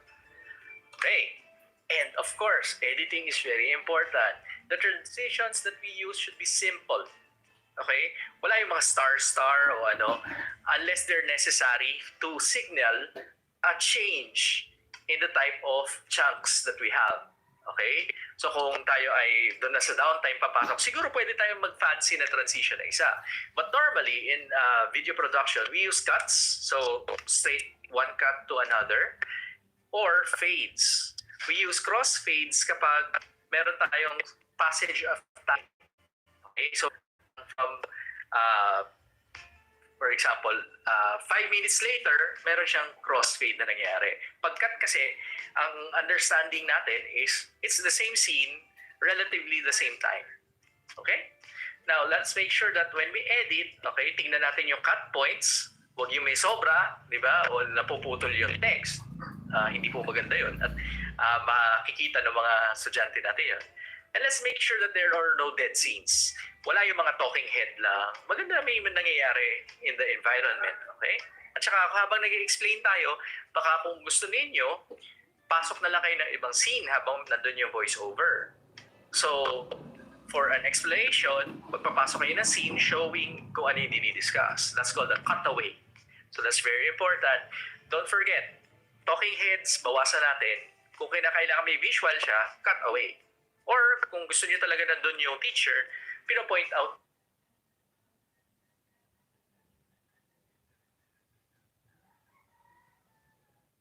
Yeah, sa screen. Okay? Now, actually,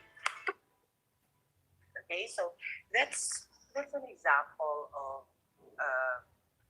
the critiquing the video, and this time is we will be proceeding with evaluation. So ang ating video lesson production ay following the ACAS criteria. So let us know what does ACAS stand for.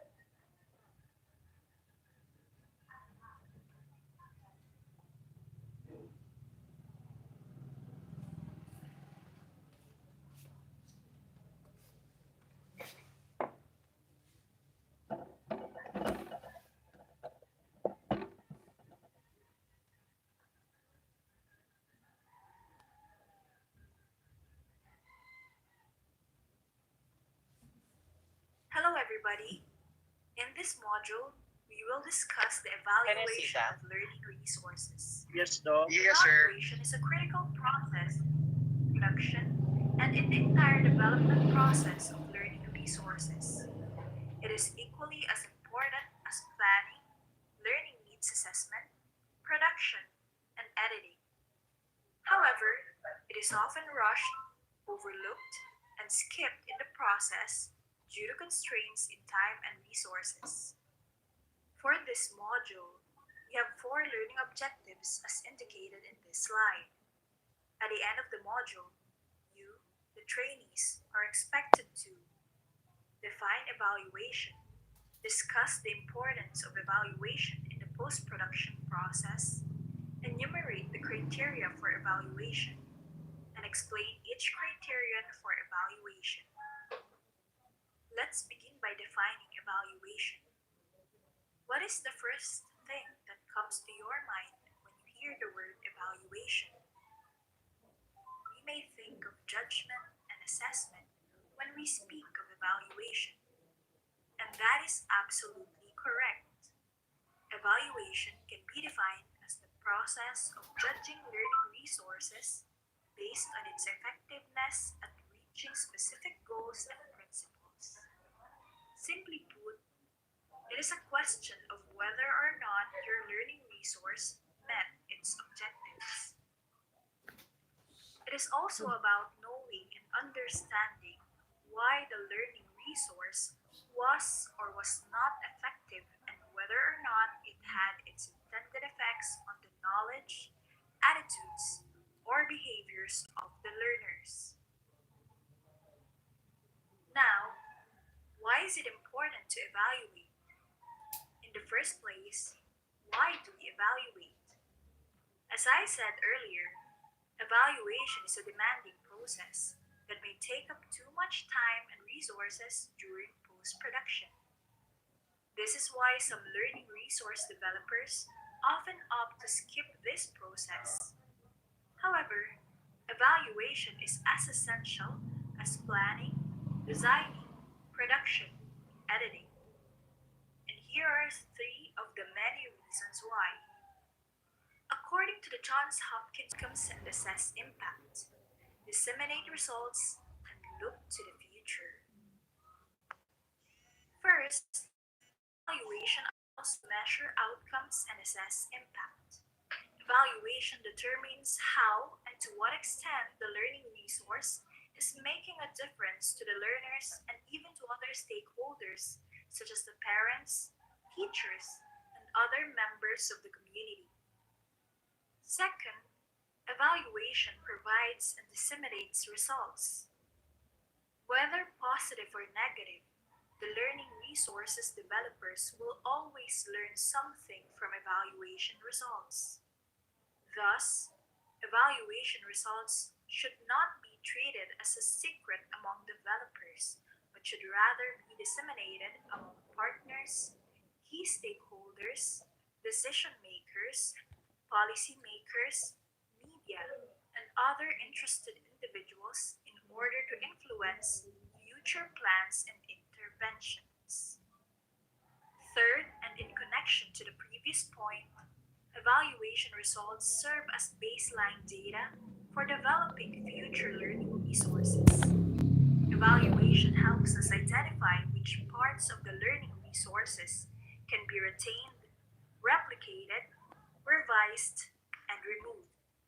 Once again, we evaluate to measure outcomes and assess impact, disseminate results, and look to the future. I'm sure you can think of many more reasons why we evaluate, and I would love to hear from you during our synchronous discussion. Now that we know why we evaluate, it is important to know how we do it. Of course, evaluation can be done through exams, surveys, focus group discussions, interviews, and a lot more. However, this section will focus on the criteria we use in evaluating learning resources. The following are the criteria for evaluating learning resources. These criteria are attractiveness, comprehensibility, acceptability, self-involvement, and call to action. To make it easier for us to remember, our mnemonic for this is ACASC. A for attractiveness, C for comprehensibility, A again for acceptability, S for self-involvement, and finally, another C for call to action. ACASC. We will go over this one by one. Let's begin with attractiveness. Attractiveness, also interchangeably used with appeal, refers to the ability of the learning resource to easily and immediately draw the interest and attention of the learners. These are some examples of questions when evaluating for attractiveness. 1. Did the learning resource draw your attention? 2. Are the visual components of the learning resource appealing to the eyes? 3. Are the audio components of the learning resource pleasant to the ears? The second criterion for evaluating learning resources is comprehensibility. Comprehensibility refers to how easily the learning resource is understood by the learners. This entails the use of appropriate language and organization of content. Here are some examples of questions we asked when we are evaluating for comprehensibility. First, is the content precise and easily understood? Second, are the ideas organized logically? Third, is the language used appropriate? The third criterion is acceptability. Acceptability entails that the learning resource is free from factual and grammatical errors, as well as ideological, racial, religious, gender, and cultural biases. When evaluating for acceptability, here are some examples of questions you can ask. 1. Is the learning resource free from factual errors? 2. Is the learning resource free from theological prejudices? 3. Is the learning resource inclusive to persons with disability? The fourth criterion when evaluating learning resources is self-involvement. Self-involvement entails that the learning resource is relatable to the learners. There is self-involvement when the learner is addressed and when examples are based on real-life experiences. Here are some questions you may ask when evaluating for self-involvement. First, did you feel that the learning resource is intended for you? Second, did the learning resource show practical, real-life situations? Third, were you able to relate your own experiences with the examples? The fifth and last criterion when evaluating for learning resources is call to action. Call to action is the criterion which determines whether the learning resource was able to encourage, motivate, and influence the learners. It occurs when learners are convinced to put their learnings into practice. Here are some questions you may ask when evaluating for call to action. 1. Did the learning resource motivate you to learn more about the topic? 2.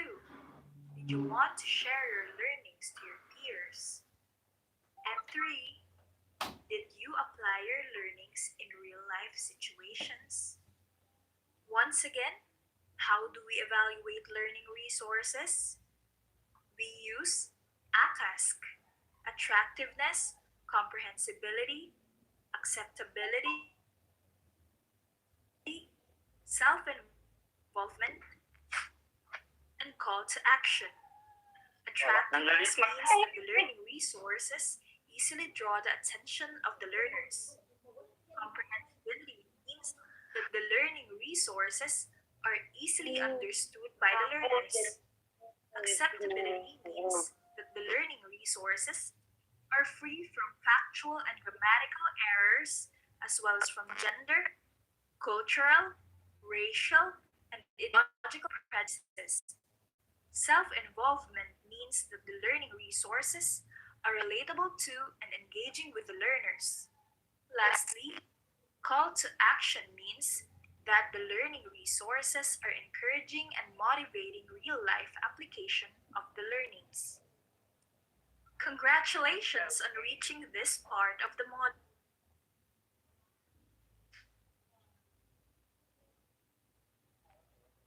Now, you have just watched the evaluation of video production, and I believe that we have here our participant. I can see Ma'am Roxanne.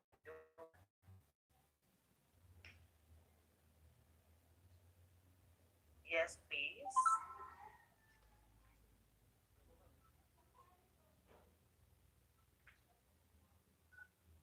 Hello.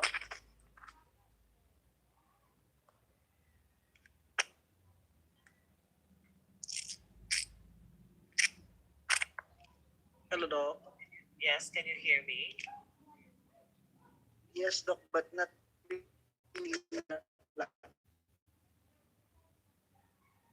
Okay. Yes. Is Miss Duan here? Roxanne Duan. Yes, Miss Roxana, are you around? Yes po, do. Yes, Okay. Yes. Mm-mm. Yes, yes, Miss Roxanne. Could you recall? Can you recall the? I at least could you give me one criteria for one criterion in evaluating the video production?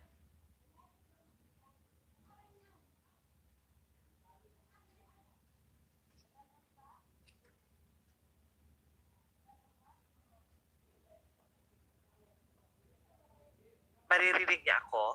Baka may technical problem din si um, Ma'am Roxanne. Anyway, yes. Ma'am Aurelia, can you recall the criteria in evaluating video production as presented?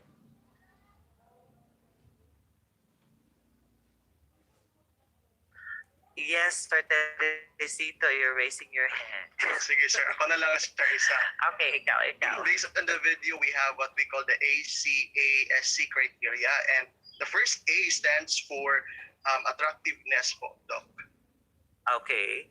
The first A stands for attractiveness. That means the learning resources easily draw the attention of our learners. So next is we have comprehensibility. Okay?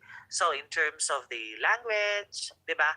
Ang atin bang mga learning resources ay easily understood by our learners. That's comprehensibility. Ano nga yung pangatlong criterion? Since it's ACASC, so yung AI, it's acceptability. Yes, okay, Meiji, tama ka. So acceptability, are the learning resources free from factual or grammatical as well as gender, cultural, racial, or and other ideological prejudices? That's acceptability. So yung kanina, na relatable ba or engaging ba ang ating learning resource, that's under self-involvement. At encouraging ba at motivating ba? Are they motivating real-life application of learning? That's under call to action. Right? So always remember ACASC, attractiveness, comprehensibility, acceptability, self-involvement, and call to action.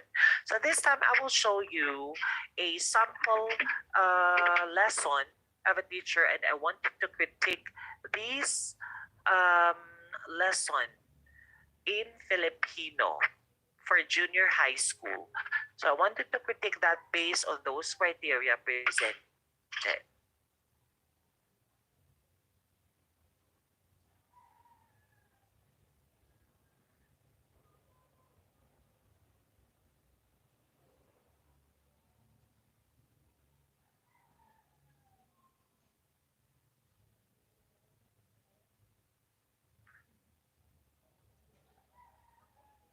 Can you hear that and can you see that? Not yet po, Doc. No video and no audio po, Doc. Sorry. Can't see the video.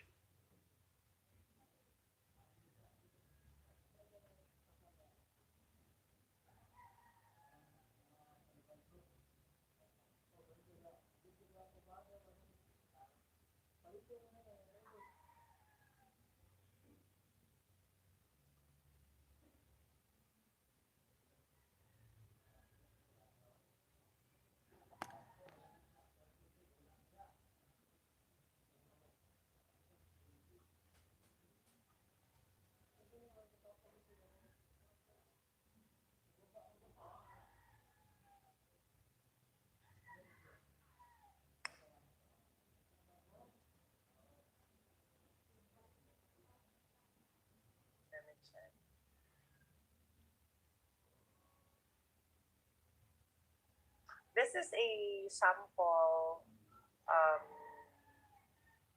video video lesson from junior high school. Can you see that? Destan, can you Yes, see that? Pondo. Okay. Yes, sir. Yes, Pondo. We can see it here. This is the open.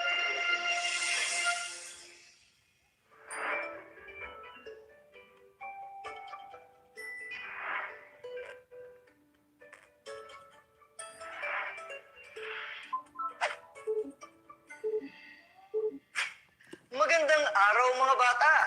Kumusta kayo? Maligayang pagbabalik sa DepEd TV. Isang panibagong kaalaman at sayo na naman ang ating pagsasaluhan sa araw na ito. Kasama niyo pa rin ang inyong gurong lingkod, Ginoong AC. AC ka lang! Tayo na tuklasin ang mundo ng asignaturang Filipino.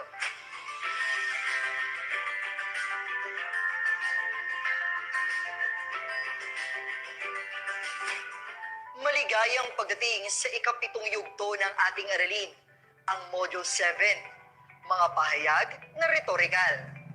Para sa ating aralin sa araw na ito, narito ang ating kompetensi na dapat matamo. Nagagamit ng wasto ang mga retorikal na pangugnay na ginamit sa akda.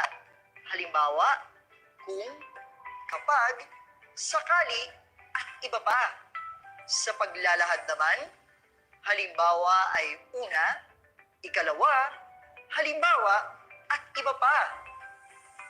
At sa pagbuo ng editorial na totoo o tunay, talaga, pero, o subalit, at iba pa, na nanghihikayat. Noong nakaraang pagkikita ay tinalakay natin ang alamat ng Mindanao. Makakasama muli natin ngayon ang ating kaibigang si Tres. Tres, tara na! Magandang araw, Ginong AC. Tres, handa ka na ba sa susunod nating aralin? Ito ang unang pagsubok na iyong sasagutin upang matukoy ang lawak ng iyong kaalaman tungkol sa paksang tatalakayin. Huwag kang mag-alala. Kung hindi mo man masagot ng tama ang lahat, ang mahalagay, sumubok ka. Kaya tara na't simulan na natin ang ating paglalakbay. Panuto, basahin at unawaing mabuti ang mga sumusunod na item. Piliin ang titik ng tamang sagot at isulat sa sagutang papel. Unang tanong, ang tawag sa mga salita na nagpapakita ng kaugnayan ng dalawang salita, parirala o sugnay. A. Panghalip. B. Pangugnay. C. Pang-abay. O D. Pang-uri. Magaling! Ang tamang sagot ay B. Pang-ugnay. Ikalawang tanong, ang rehiyon ika-12 ay hindi nakaligtas patlang kasalukuyang pandemya. A. At B. Sa C. Kay o D. Kasi. Mahusay! Ang tamang sagot ay B. Sa. Ikatlong tanong, mahalaga ang pagsunod patlang pakikipagkaisa upang mapangalagaan ang iyong malusog na pangangatawan. A. Kaya. B. At. C. Para. O D. Na. Tumpak. Ang tamang sagot ay B. At. Ika-4 na tanong, matinding pagbabantay ang ginagawa ng mga otoridad para sa ikabubuti ng mga mamamayan patlang marami pa rin ang mga hindi sumusunod. A. Kaya. B. Palibhasa. C. Kung. O D. Subalit. Magaling! Ang wastong sagot ay D. Subalit. Ika-5 tanong, lahat ng ginagawa ng mga nangunguna sa pagsugpo ng krisis na ito ay ay patlang kaligtasan ng lahat? A. Maging. B. Dahil sa. C. Para sa. O D. Ni. Mahusay. Ang tamang sagot ay C. Para sa. Ika-anim na tanong. Patlang doktor, kailangan ka magpahinga ng 5 araw dahil ikaw ay may lagnat. A. Ayon sa. B. Kula. C. Ayon kay. O D. Hinggil sa. Magaling! Ang wasong sagot ay A. Ayon sa. Ika-7 tanong. Mabigat ang trapiko, patlang nahuli ako sa klase. A. Kaya. B. Ngunit. C. Kasi. O D. Kapag. Tumpak. Ang tamang sagot ay A. Kaya. Ika-8 tanong. Sasabay sana ako kay Marie pauwi, patlang nakauwi na pala siya. A. Kaya. B. Kasi. C. Kaso. O D. Dahil. Magaling! Ang wasong sagot ay C. Kaso. Ika-9 na tanong. Binilhan patlang Ninang Lourdes si Clarence ng bagong laruan. A. Kina. B. Nina. C. Ni. O D. Kay. Tama. Ang tamang sagot ay C. Ni. Ika-10 tanong. Maaari tayong maglaro patlang tapos na tayo sa pagsagot ng ating takdang aralin. A.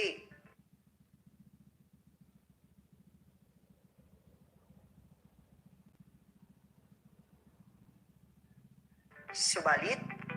B. Kapag. O D. Dahil. Mahusay. Ang wasong sagot ay B. Kapag. Magaling mga bata! Nakatutuwang isipin na kahit nagsisimula pa lang tayo sa ating aralin, ay nasasagutan nyo na ng wasto ang ating panimulang pagsasanay. May ideya na ba kayo kung anong ating tatalakayin ngayon? Mahusay!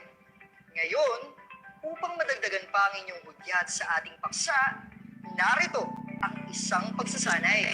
Pakinggan at unawaing mabuti ang text. Pagkatapos, sagutin ang mga tanong hinggil dito. Isulat ang sagot sa sagutang papel. Narito ang teksto. Si Melissa o Mele Cantiveros ay mahilig pumunta sa dagat noong bata pa siya. Minsan, nakasama niya ang kanyang ama sa pagpunta rito gamit ang paboritong tsinelas na ibinigay ng kanyang ina. Naging paborito niya ang tsinelas na ito sapagkat galing pa ito sa Brazil. Ayon sa kanya, kapag suot niya ang tsinelas na ito, ay magmumukha raw siyang artistahin. Isang araw, dahil tumaas ang alon sa dagat at nalasahan niya ito, inahalin tulad niya ito sa toyo. Kaya kumuha siya ng konti nito, naisip niyang ibigay ito sa kanyang ina upang makatipid sa toyo. Dahil hindi naman daw nalalayo ang lasa nito sa toyo na 20 piso. At makaiwas pa siya sa pagpunta sa tindahan. Subalit sa kasamaang palad, ay naanod sa dagat ang kanyang tsinelas nang umalong muli. Sobra niyang ikinalungkot ang pangyayaring iyon sapagkat nag-iisa na lamang ito. Dahil sa nangyaring iyon, ay agad niyang itinapon ang kapares nito. Nagtaka ang kasama niyang mangingisda at agad na nagtanong sa kanya, "Bakit mo itinapon ang kabiyak ng iyong tsinelas?" "Manong, Kaya ko po itinapon upang hindi na ito malungkot at mag-isa. Umaasa akong mahabol pa nito ang kanyang kabiyak at magkakasama pa silang muli. Ang sagot ni Melay. Natuwa at lubos na naunawaan ni Manong ang kabaitang ipinakita niya. Siya, si Melissa Melay Pontiveros, may mabuting kalooban, tubong lungsod ng General Santos. O tres, naunawaan mo ba ang binasang teksto? Opo, Ginoong AC. Aba, magaling! Paano ay nilarawan ng katauhan ni Melissa o Melay Cantiveros sa binasang teksto? Si Melay Cantiveros ay may kabutihang loob at hindi sariling nararamdaman. Binabati kita sa iyong pagsagot. Ang teksto ay nagtataglay ng mga kataga o salitang nakadiin. Ang tawag sa mga ito ay pang-ugnay. Ano po ang mga pang-ugnay, Ginoong AC? Ito ay bahagi ng uri ng pagpapahayag upang makita ang kaugnayan ng isang pangungusap o sa bahagi ng teksto.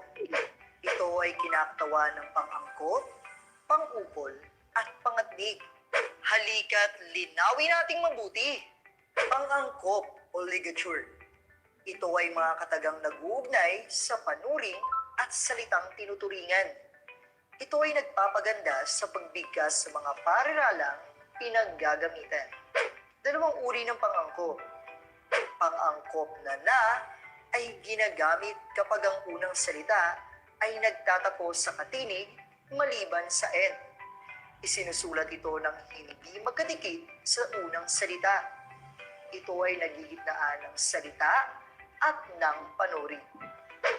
Ang pang-angkop na ay ginagamit kapag ang unang salita ay nagtatapos sa mga patinig.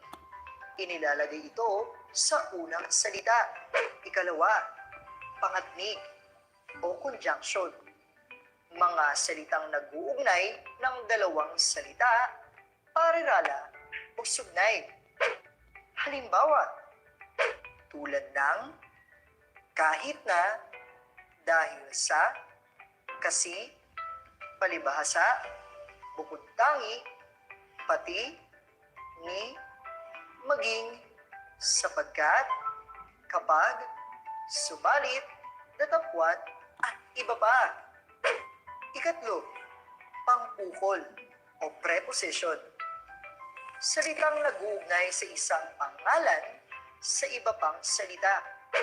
Halimbawa, ang o si, ng o ni o kay, at ayon. Yun pala yun. Ngayon, alam ko na. Ngayong nalaman mo na ang gamit at mga uri ng pag-ugnay, ang susunod nating tatalakayin ay ang mga pahayag na ginagamit sa pagsasalaysay at paglalahad. Ano naman po ang mga pahayag na ginagamit sa pagsasalaysay at paglalahad?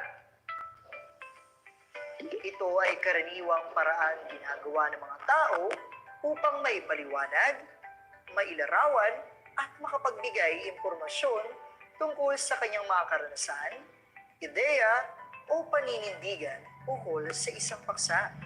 Narito ang mga pahayag na karaniwang ginagamit sa pagsasalaysay o paglalahad. Una, sa pagsasalaysay ng isang kwento o mahalagang karanasan o pangyayari. Sa ganitong pagsasalaysay, nagagamit ang mga pang-ugnay tulad ng isang araw, samantala, at iba pa. Pangalawa, sa pagsunod-sunod ng pangyayari o pagbibigay ng hakbang o proseso sa pagsasagawa ng isang bagay. Mahalagang masundan ng mambabasa o tagapakinig ang hakbang o proseso, kaya ganitong pagsasalaysay ang mga salitang una, ikalawa, ikatlo, kasunod, panghuli. Pangatlo, sa paglalarawan. Inilalarawan ang mga katangian ng anumang isinalaysay, kaya't karaniwan itong gumagamit ng mga salitang ang mga katangian ay, ang anyo ay, ang itsura ay, ang lasa ay, ang kulay ay, at iba pa. Pang-apat, sa paghahambing. Ginagamitan ito ng mga salitang pareho sa, magkaiba sa, magkalayo ang katangian sa kabilang banda. Panlima, sa paglalahad ng sanhi o dahilan. Ginagamitan ito ng mga pangugnay na dahil sa, sapagkat, palibasa, at iba pa.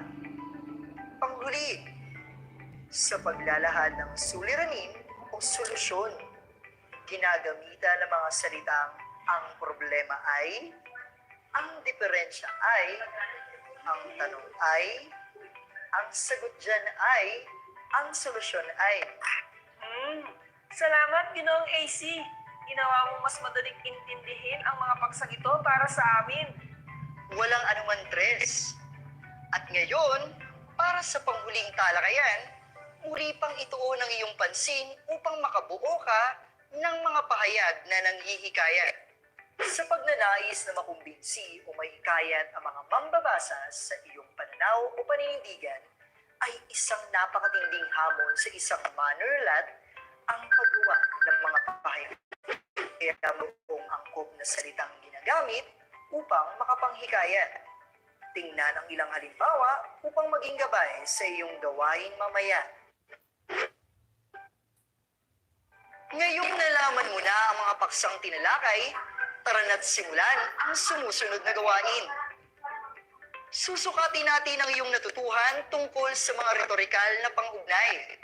Kunin na ang iyong panulat at sagutang papel. Narito ang panuto. Gamitin ang mga salitang nakapaloob sa kahon at unan ang bawat patlang upang makabuo ng pangungusap na nanghihikayat. Mayroon lamang kayong 5 segundo para sagutan ang bawat bilang. Unang bilang, patlang malalagpasan natin ang krisis na kinakaharap natin ngayon sa tulong ng ating Panginoong Diyos.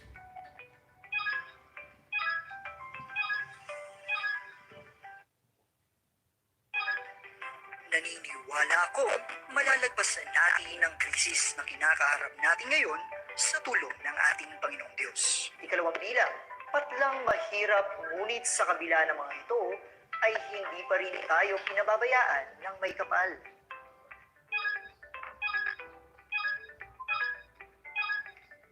Tunay na mahirap ngunit sa kabila ng mga ito ay hindi pa rin tayo pinababayaan ng may kapal.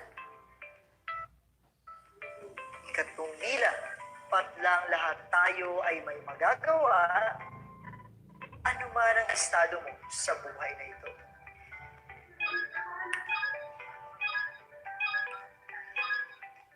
Talagang lahat tayo ay may magagawa, ano man ang estado mo sa buhay na ito. Ika-4 na bilang, patlang ang ating simula, kaya kung maaari sana, ay malugod itong tanggapin at sundin.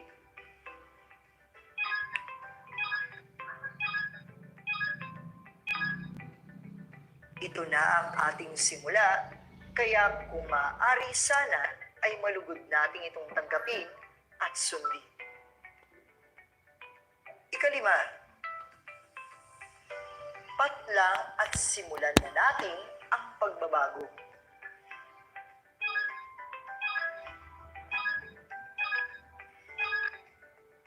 Ngayon na at simulan na natin ang pagbabago.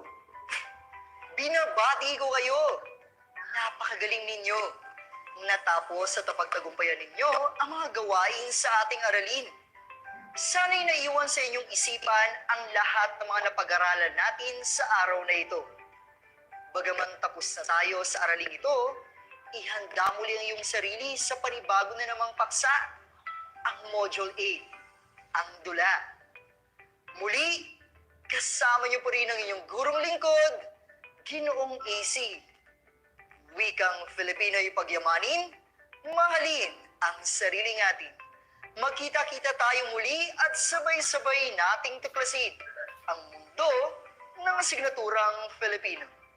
Hanggang sa muli, paalam!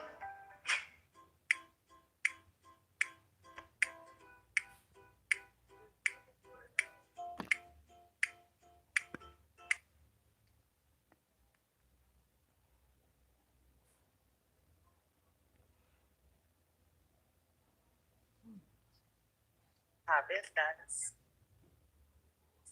the sample lesson in Filipino grade 7 for our video lesson production. So what can you say about that, Ma'am Aurelia?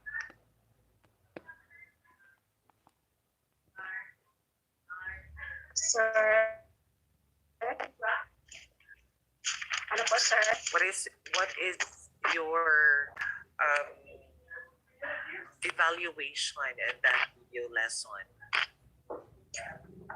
Pwede na ba si Sir? Magaling ba si Sir sa kanyang Yes po. sa Yes po. and may natutunan ka ba sa kanyang discussion? Yes po. Okay. That's a result of a very well-crafted narrative and production script.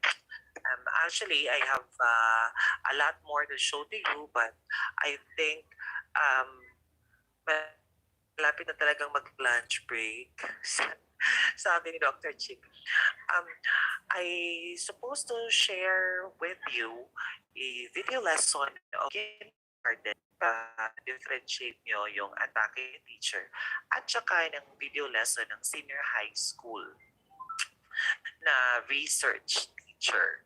So, may kaibahan ang approaches at of course, yung content, ang weight ng content, may kaibahan at ang presentation ng teacher ay different kasi considering the nature of the learners in kindergarten, in junior high school and senior high school. So at least you have seen a sample video of a lesson that is based from a very good narrative and production script. Okay? Di ba yung mga illustration at saka yung graphics doon, talagang magandang pagkakagawa din ng illustrator. At saka yung team, imagine the development team and the production team ay napakaraming members. At isang 20-minute video lang na it consisted like 100 plus production team. So how much more with you that you are still learning this video lesson production and then may iba na you lack resources, etc. So that's an example of a video lesson that is intended for junior high school. But then let's go back to some other types of blended learning. As I've said a while, meron tayong a la carte. Diba? The a la carte blended learning model that involves only instruction. Only online instructions. Kaiba siya ni Flex blended learning model kasi it's somehow related to rotation blended learning model that primarily focuses on online instruction. Pero yung mga groups at specific learners, they have access to face-to-face instruction. But the a la carte blended learning model, it involves only online instruction, but the training may take place pa rin sa mga physical classroom like laboratory, etc. And the next is the enriched virtual learning model. So ito naman, it focuses around on face-to-face instruction that is supplemented by online tools and resources after the instructor-led sessions have been completed. So let us take note that when we define blended learning, that's face-to-face instruction mixed with any other learning delivery modality. It's a face-to-face blended with radio-based instruction, or face-to-face with TV-based instruction, or face-to-face with online instruction. So that's blended learning. And whatever applies to you, if the face-to-face is good with the radio-based. Ang problema kasi sa radio-based, by the way, I have a sample radio-based instruction, pero it is good for 30 minutes, so parang maano na tayo sa time. That radio-based instruction, may script din siya. Do not worry because I will be sending Dr. Makiling. Are you still there, Dr. Makiling? Dr. G? Yes, hi, hello. I'm still here. Okay.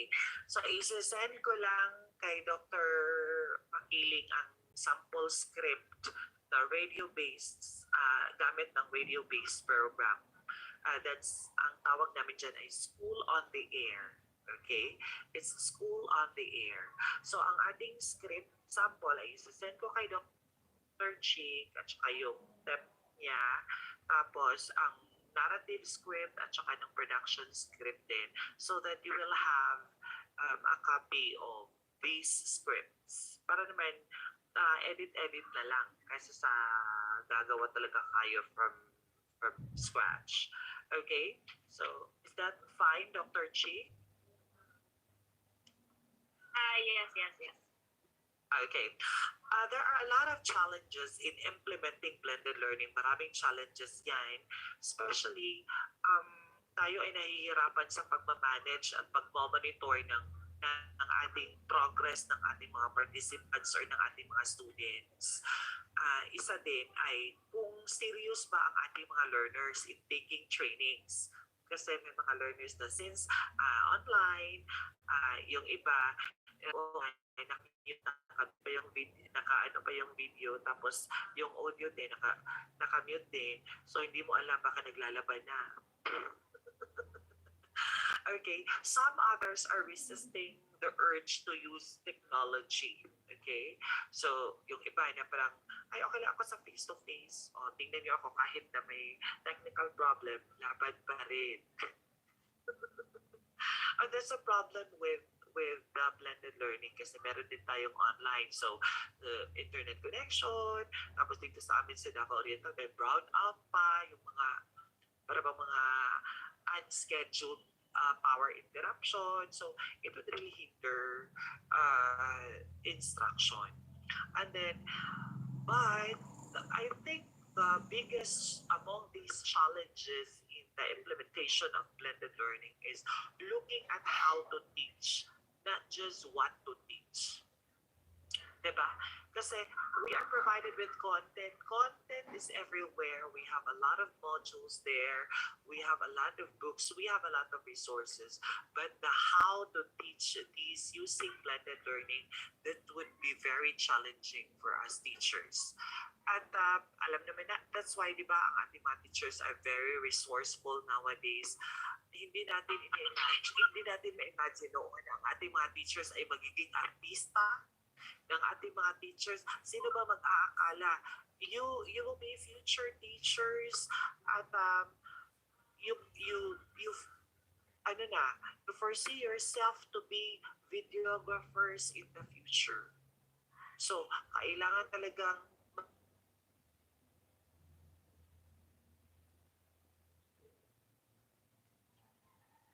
Hello po, sir. I think nawala, sister.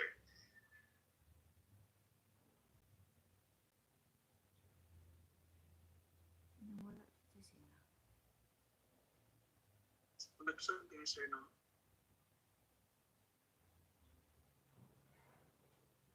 Wait lang ha, I'll try to call him. Ay, ako. Okay po, Doc. Thank you.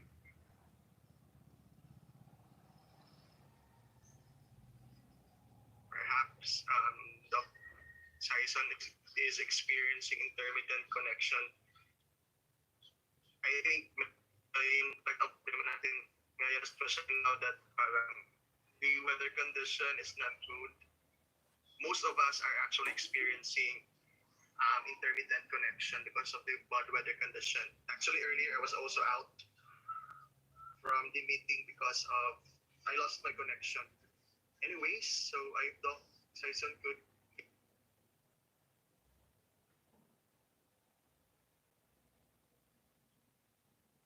while waiting for Doc Saison, I would like to inform our students that because we do not have the luxury of time, we are running out of time, so perhaps we will only cater 3 questions coming from the students. So whoever has a question, you can actually type that now in the chat space so that I could recognize you later or acknowledge you to ask your question later.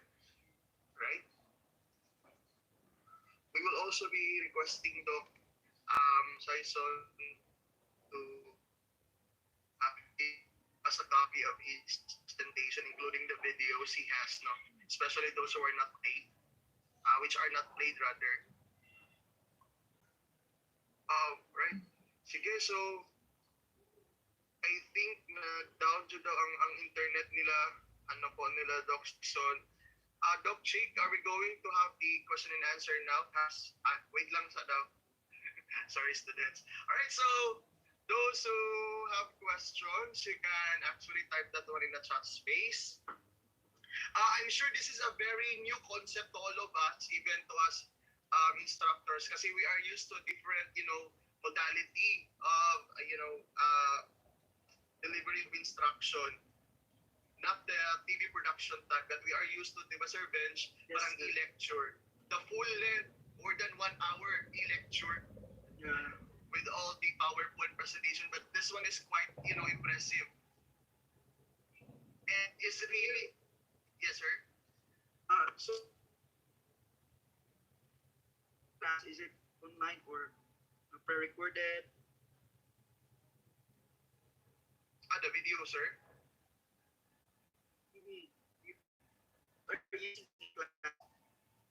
In my case, sir? Yes, sir. I used the pre-recorded lecture. I call that one e-lecture. Especially for my BSBA class, since I cannot really hold synchronous class because only few could attend. That's why I resorted to the e-lecture. But for the education, my third year BSN English students, we really have the synchronous class. But I also record that one and then post it in the page for the reference of those who are not able to attend. Diba sir, parang yun talaga ang na-practice natin, the PowerPoint and then the lecture time. Yes, sir. But the TV PowerPoint. production, yes sir, parang online demo yung nangyayari sa atin, especially for the students. But this is really Actually, that's what we're expecting.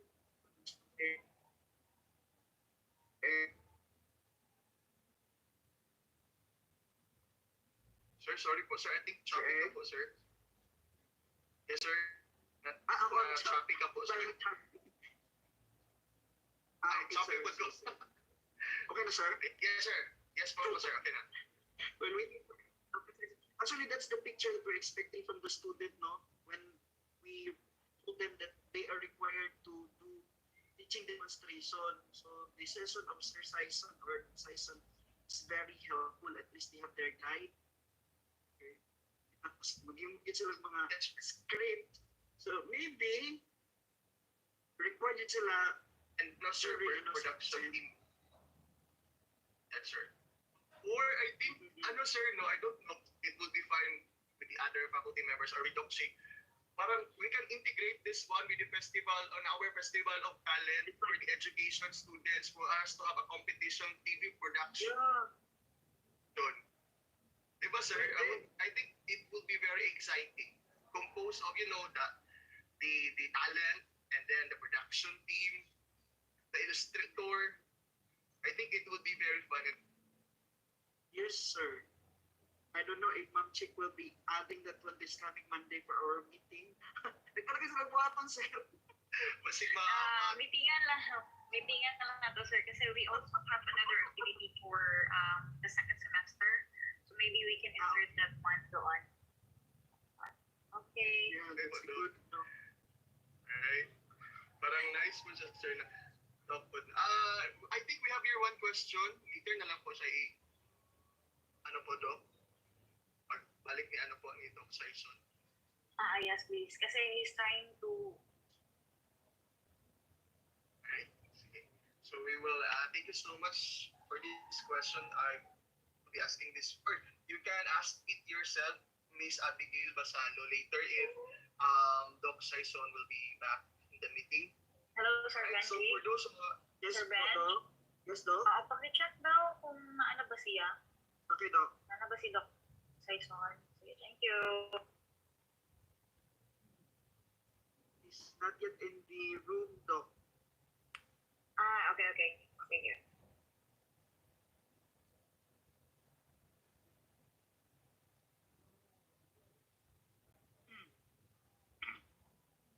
Right, so more questions. Questions, please. We can only cater 3 questions since we are running out of time. Right? I know you are also bothered with the production, no? Siyempre, ikaw, confident na ka as the talent, but how about the production? Perhaps the school could help, no? Kasi hindi kaya lang ng student teacher yan. Sir, sa inyong journalism experience, na ilang months of preparation or ilang days of preparation when you do the production? Yes, sir. You know, a 20-minute video would take days or even weeks to do, sir. That's the problem with the production team. Even the shooting, no, it's, sir? Including na yung mga writing of the script? Yes, sir. Writing of the script, the shooting, the editing, the most difficult part is the editing actually. The editing and the rendering of the video. Especially if you have parang ano sir, yung capacity, power ng computer, it would really take you parang 1 day to render the video. And syempre, mahaba rin yung ginagawa ng video, but I think ito nasa parang nakita ko yan sa nag-send. Yes, Ma'am Mira. So, si Ma'am Mira ng DepEd TV. The peers. Yes, I'm sorry. To find the area. Waiting for Dokban, it really is very challenging, the DTI modality, because aside from, although at first it would really be difficult, but ang script kasi is really taken from the lesson plan. So you need to have a lesson plan first, and then it will be converted to a script. So you as the presenter also has to know the technicalities of writing a script. And also, you have to prepare yourself. You have to be facing in the camera, because aside from being knowledgeable, diba, sa inyong topic, kasi you are to be watched by your students as much as possible. You really have to look good, to be well-groomed, and you have to wear your confidence all the time, although inside you are shaking. But it has to be, what has to be shown really is your confidence. So, and also, we would also give credit to the technical working group, to the team that edits, that parang allows you to parang adjust, diba? Parang, maingon sila na, ma'am, okay lang yun na in-ani, because no matter how good your presentation is, or no matter how good the delivery is, yung editing also matters. Kasi it has really to be pleasing, and it has to be parang according to the level of the learners. Diba? Kung ikaw ni Doc Van, na if you are teaching elementary or kindergarten, it has to be more lively, it has to be more colorful, and you have to be all the time animated as the teacher. Pag junior high school, it depends also on the lesson. Yung kanina, yung pinakita, diba nag-ano siya, parang nag-Pinoy, sombrero siya. Because it's related to the topic, diba? And also, you yourself, I don't know if, I guess si Ma'am Harry nag-share dito na you are your very visual aid. So, aside from your topic, ikaw talaga dapat ready din. So, ang dami lang i-consider ng TTI. But pag nakita mo na yung, dalawa lang, pag nakita mo yung sarili mo sa TV, it's either you would cringe kasi parang awkward, or you would be proud of yourself kasi, ay maganda yung nalabasan. So, yun lang. It's the last per month. Yung ma-proud kasi mo self. Dapat na-start quality issue. Thank you. Start po. Ilang days yun? Parang pinistaying. So much, Ma'am Ears, for that input. So, Ma'am Ears, I would like to ask, after watching yourself in the video or in the TV, what did you feel? Did you The video that came out, I really cringed. Kaya like, ew, nakita na naman lang, or nakita na ako ang transition. Kasi sa TV, dapat din sa video, you also have a very good transition. And your makeup also, kasi we put a little bit of a makeup just to look fresh. But feeling na ko kay murag, it was not me. Kay murag ang camera, ang lighting, murag nag-flash siya dito sa nabutang sa akong naong. So the next time, I made it lighter and I made sure na murag dili na kayo awkward akong movement. Kasi it's difficult pag sa actual classroom ng movement egg, especially pag anad na ta, murag everything really comes naturally. But if you are actually filming and then there are a lot of people in front of you, the cameraman, the director, the technical working group, and all presenters are there, parang you get so conscious.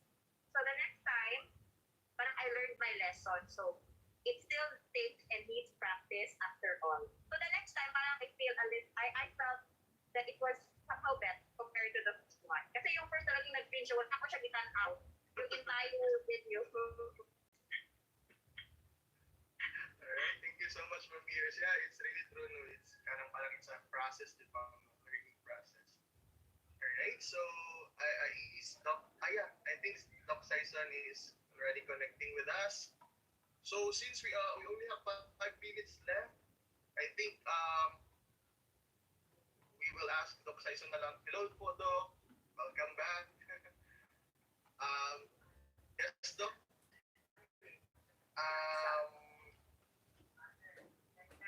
Hi, Dr. Mira. Andyan ka pala. Alright, so Hi, Dr. Mira. Andyan ka Kulang pala. sa doktor.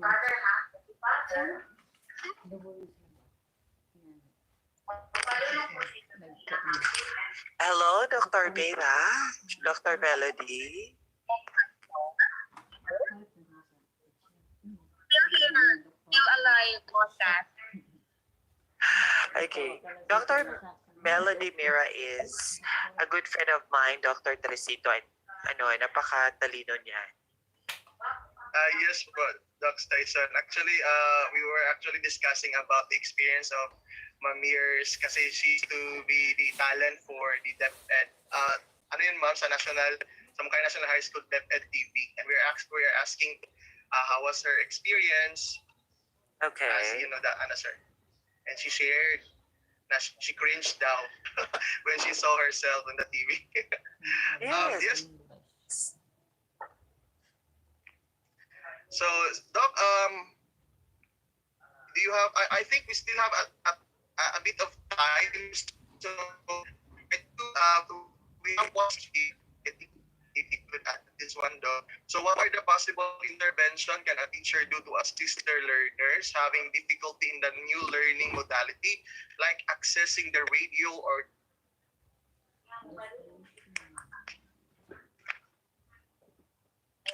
Yes, hello. Can you hear me clearly? Yes, sir. Loud and clear po, Doc. Okay. Ano mga interventions in this new learning modality? That's the question, Sir Teresito. Yes po, Doc. For those students Okay. who could not access the. Yes. Who could not access them? Kasi since this is blended, now if you cannot have online access, parihan na ko ron nga, di ba, usahay down ang internet, na mo brown out, etc. So, we still have radio-based instruction. Now, the problem with radio-based is that hindi mo, unless meron kayong tool to keep track of your learners who are under the radio-based instruction or the School on the Air program. Kasi, di ba ang radio ngayon ay hindi na ginagamit masyado ng mga tao. I don't know if in Moncayo, marami pang nakikinig ng radyo. We have actually, here, Doc, radio station owned and operated by the LGU, and it's very active nowadays. So many people Okay. really are having the access. Yes po, Doc. Oo. Kasi ang radio-based instruction ay mas pinalawig at mas pinaganda sa ibang lugar if ang radio broadcasters or radio teachers, we call them radio teachers or teacher broadcasters, ay nag-Facebook Live. Diba? So we still adapt the social media platform in airing our radio lessons. So students can still access with radio-based instruction. Pero ang problema dyan ay kung meron kayong survey or tool na ginagamit to keep track of the records of students under that program, and then pwede kayong mag-TV based instruction if you have a local TV station that is operating naka-MOA with DepEd. Pero kung wala talaga na, so you can go module. Di ba? Meron na tayong modular learning. So that is still effective. So ang intervention ng teacher ay pwede siyang may mga students na under online, meron ding students na for radio, may students din for TV or for modular. Siyempre, face-to-face, makaadto magina sila. But then, you can design a particular learning delivery modality to a particular group of students. Of course, you have to do needs assessment, etc. Right? So, pareha din yan sa ating pagtuturo, di ba? Differentiated activities for diverse learners. So, ang ating modality ay ibabagay din natin sa pangailangan ng ating mga mag-aaral. But this time, kailangan na talaga ng ating mga mag-aaral at saka ng ating mga guro to keep up with the changing times, the advanced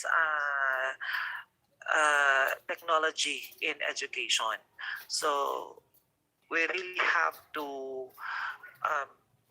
talagang makibagay tayo sa panahon. And that is expected of us teachers. Tulad ngayon, in my talk, marami kong ano ba itong mga challenges.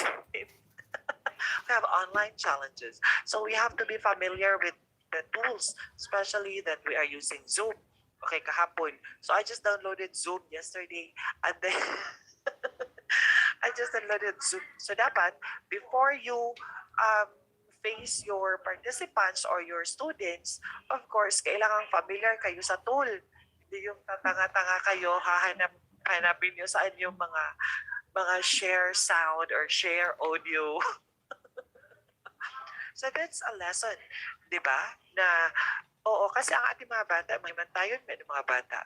So, wala na mas mga basher po na sila nung sa mister o sa masiba mo eh. Masyakitaan ng kuwan. Not familiar. So, para bang we have to keep up. And we talk about technology in instruction. Tapos tayo, hindi tayo updated sa technology. So, there's a problem. We have to update ourselves. So, that's why, studyhan na ako si Zoom. Okay. Yes, another question. Thank you so much, Dr. Carson, for that answer. Doc, for the other questions, I think we'll just send it to you and then we'll just wait for your answer in the email or perhaps or in the messenger. As much as we wanted to have more discussion with you, Doc, but since we do not have the luxury of time to do so, yes, Doc, so I think the questions will be sent to you na lang later. Okay po. I understand. I really would love to talk a lot because we still have radio-based instruction. We still have other learning delivery modality kasi nag-focus lang ako sa video production. Then, kasi sa video lesson production, that's very timely among all the learning delivery modalities. Although, alam naman natin sa online, nag-online man tayo, meron na tayo mga social media accounts. Meron din tayo mga different online learning platforms. So, sa modular, we know that. Sa face-to-face, lalo na. So, ito si video lesson production, ito ang trending ngayon sa field, especially in DepEd, kasi mga future teachers yan sila. So, this is the trend now that parang hindi pa lahat ng mga teachers nagkaka-video lesson. And then, dapat talaga meron kahit at least they produce one. Diba? So I will just like to emphasize that blended learning uh, can be the best of both worlds. Diba? So it could be face-to-face or online, or face-to-face and modular, or face-to-face and radio-based, or face-to-face and TV-based, etc.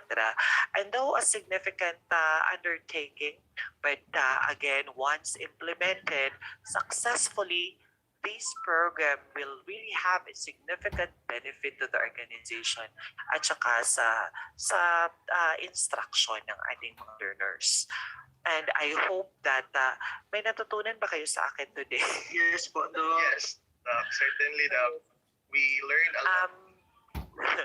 Okay. Di ba? Pero sinasabi nila, may nagsasabing iba pa rin daw yung face-to-face. Diba? May nagsasabi, iba pa rin ang face-to-face kasi you interact with your students personally, pero hindi naman yan para bang valid to other modality. Kasi online teaching and online learning could really be the best modality to some students, and the TV-based could be best to those who are visually intelligent, or, di ba? So, mga inclined in visuals. So, talaga, each modality really fits to a particular group of learners. And this is the time that we have to be open to these modalities in learning. So I hope that you learned something, and thank you very much for the invitation, Moncayo College of Arts, Sciences and Technology, especially to Dr. Karen Magiling. Thank you very much. Thank you too, Dr. Van Dyson. It's so nice to see you, and hopefully we can invite you again for the second phase of this webinar series. Thank you. Thank you so much, Doc Saison and Doc Chick Magiling. Yeah, we hope to invite you soon, sir, Dr. Saison, in our another episode. Perhaps you could talk about the radio. Yes. I would be very glad to talk about that, because I also attended radio broadcasting trainings, and in fact, I was assigned in a radio station, a local radio station here in Mandi, and we have a lot of samples for you. Alright, sir, we look forward on that, sir. At this juncture, we would like to request our technical team to present the certificate of recognition for Dr. Saison. If only we had the luxury of time, sir, we could also discuss that one. Actually, when I saw the script you had about the narrative, the presentation, I thought it was the script for also the broadcasting, the same naka numbers. Yes. But in the radio based kasi, there are yung instructions ang different. Kasi sa TV may visual instructions. Sa radio, different din siya. Pero tapos maka-adlib-adlib ka sa radio. Yes, sir. Yes.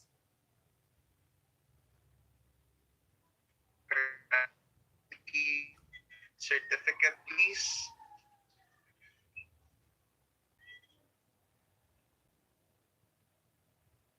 There you have it. Let me read the citation.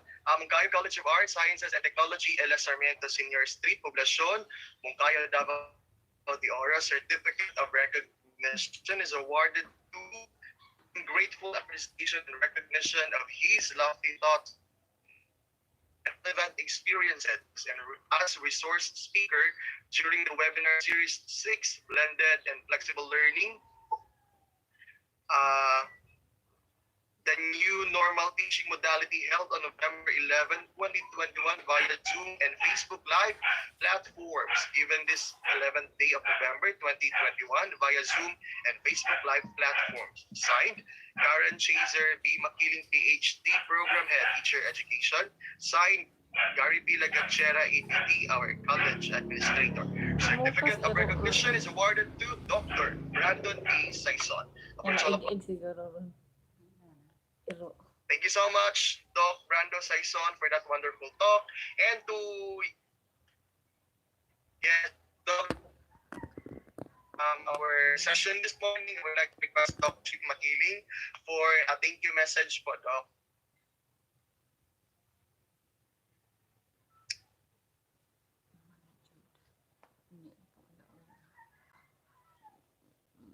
Yes po, Doc. Hello, sir. Hello. Yes po, Doc.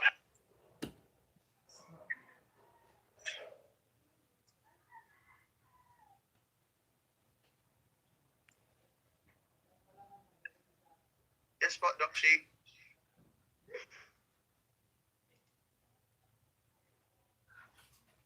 Or perhaps Sir Benj could give the thank you message. I think nawala po ang connection ni. Hello, sir. Yes, Okay. sir. Okay, sir.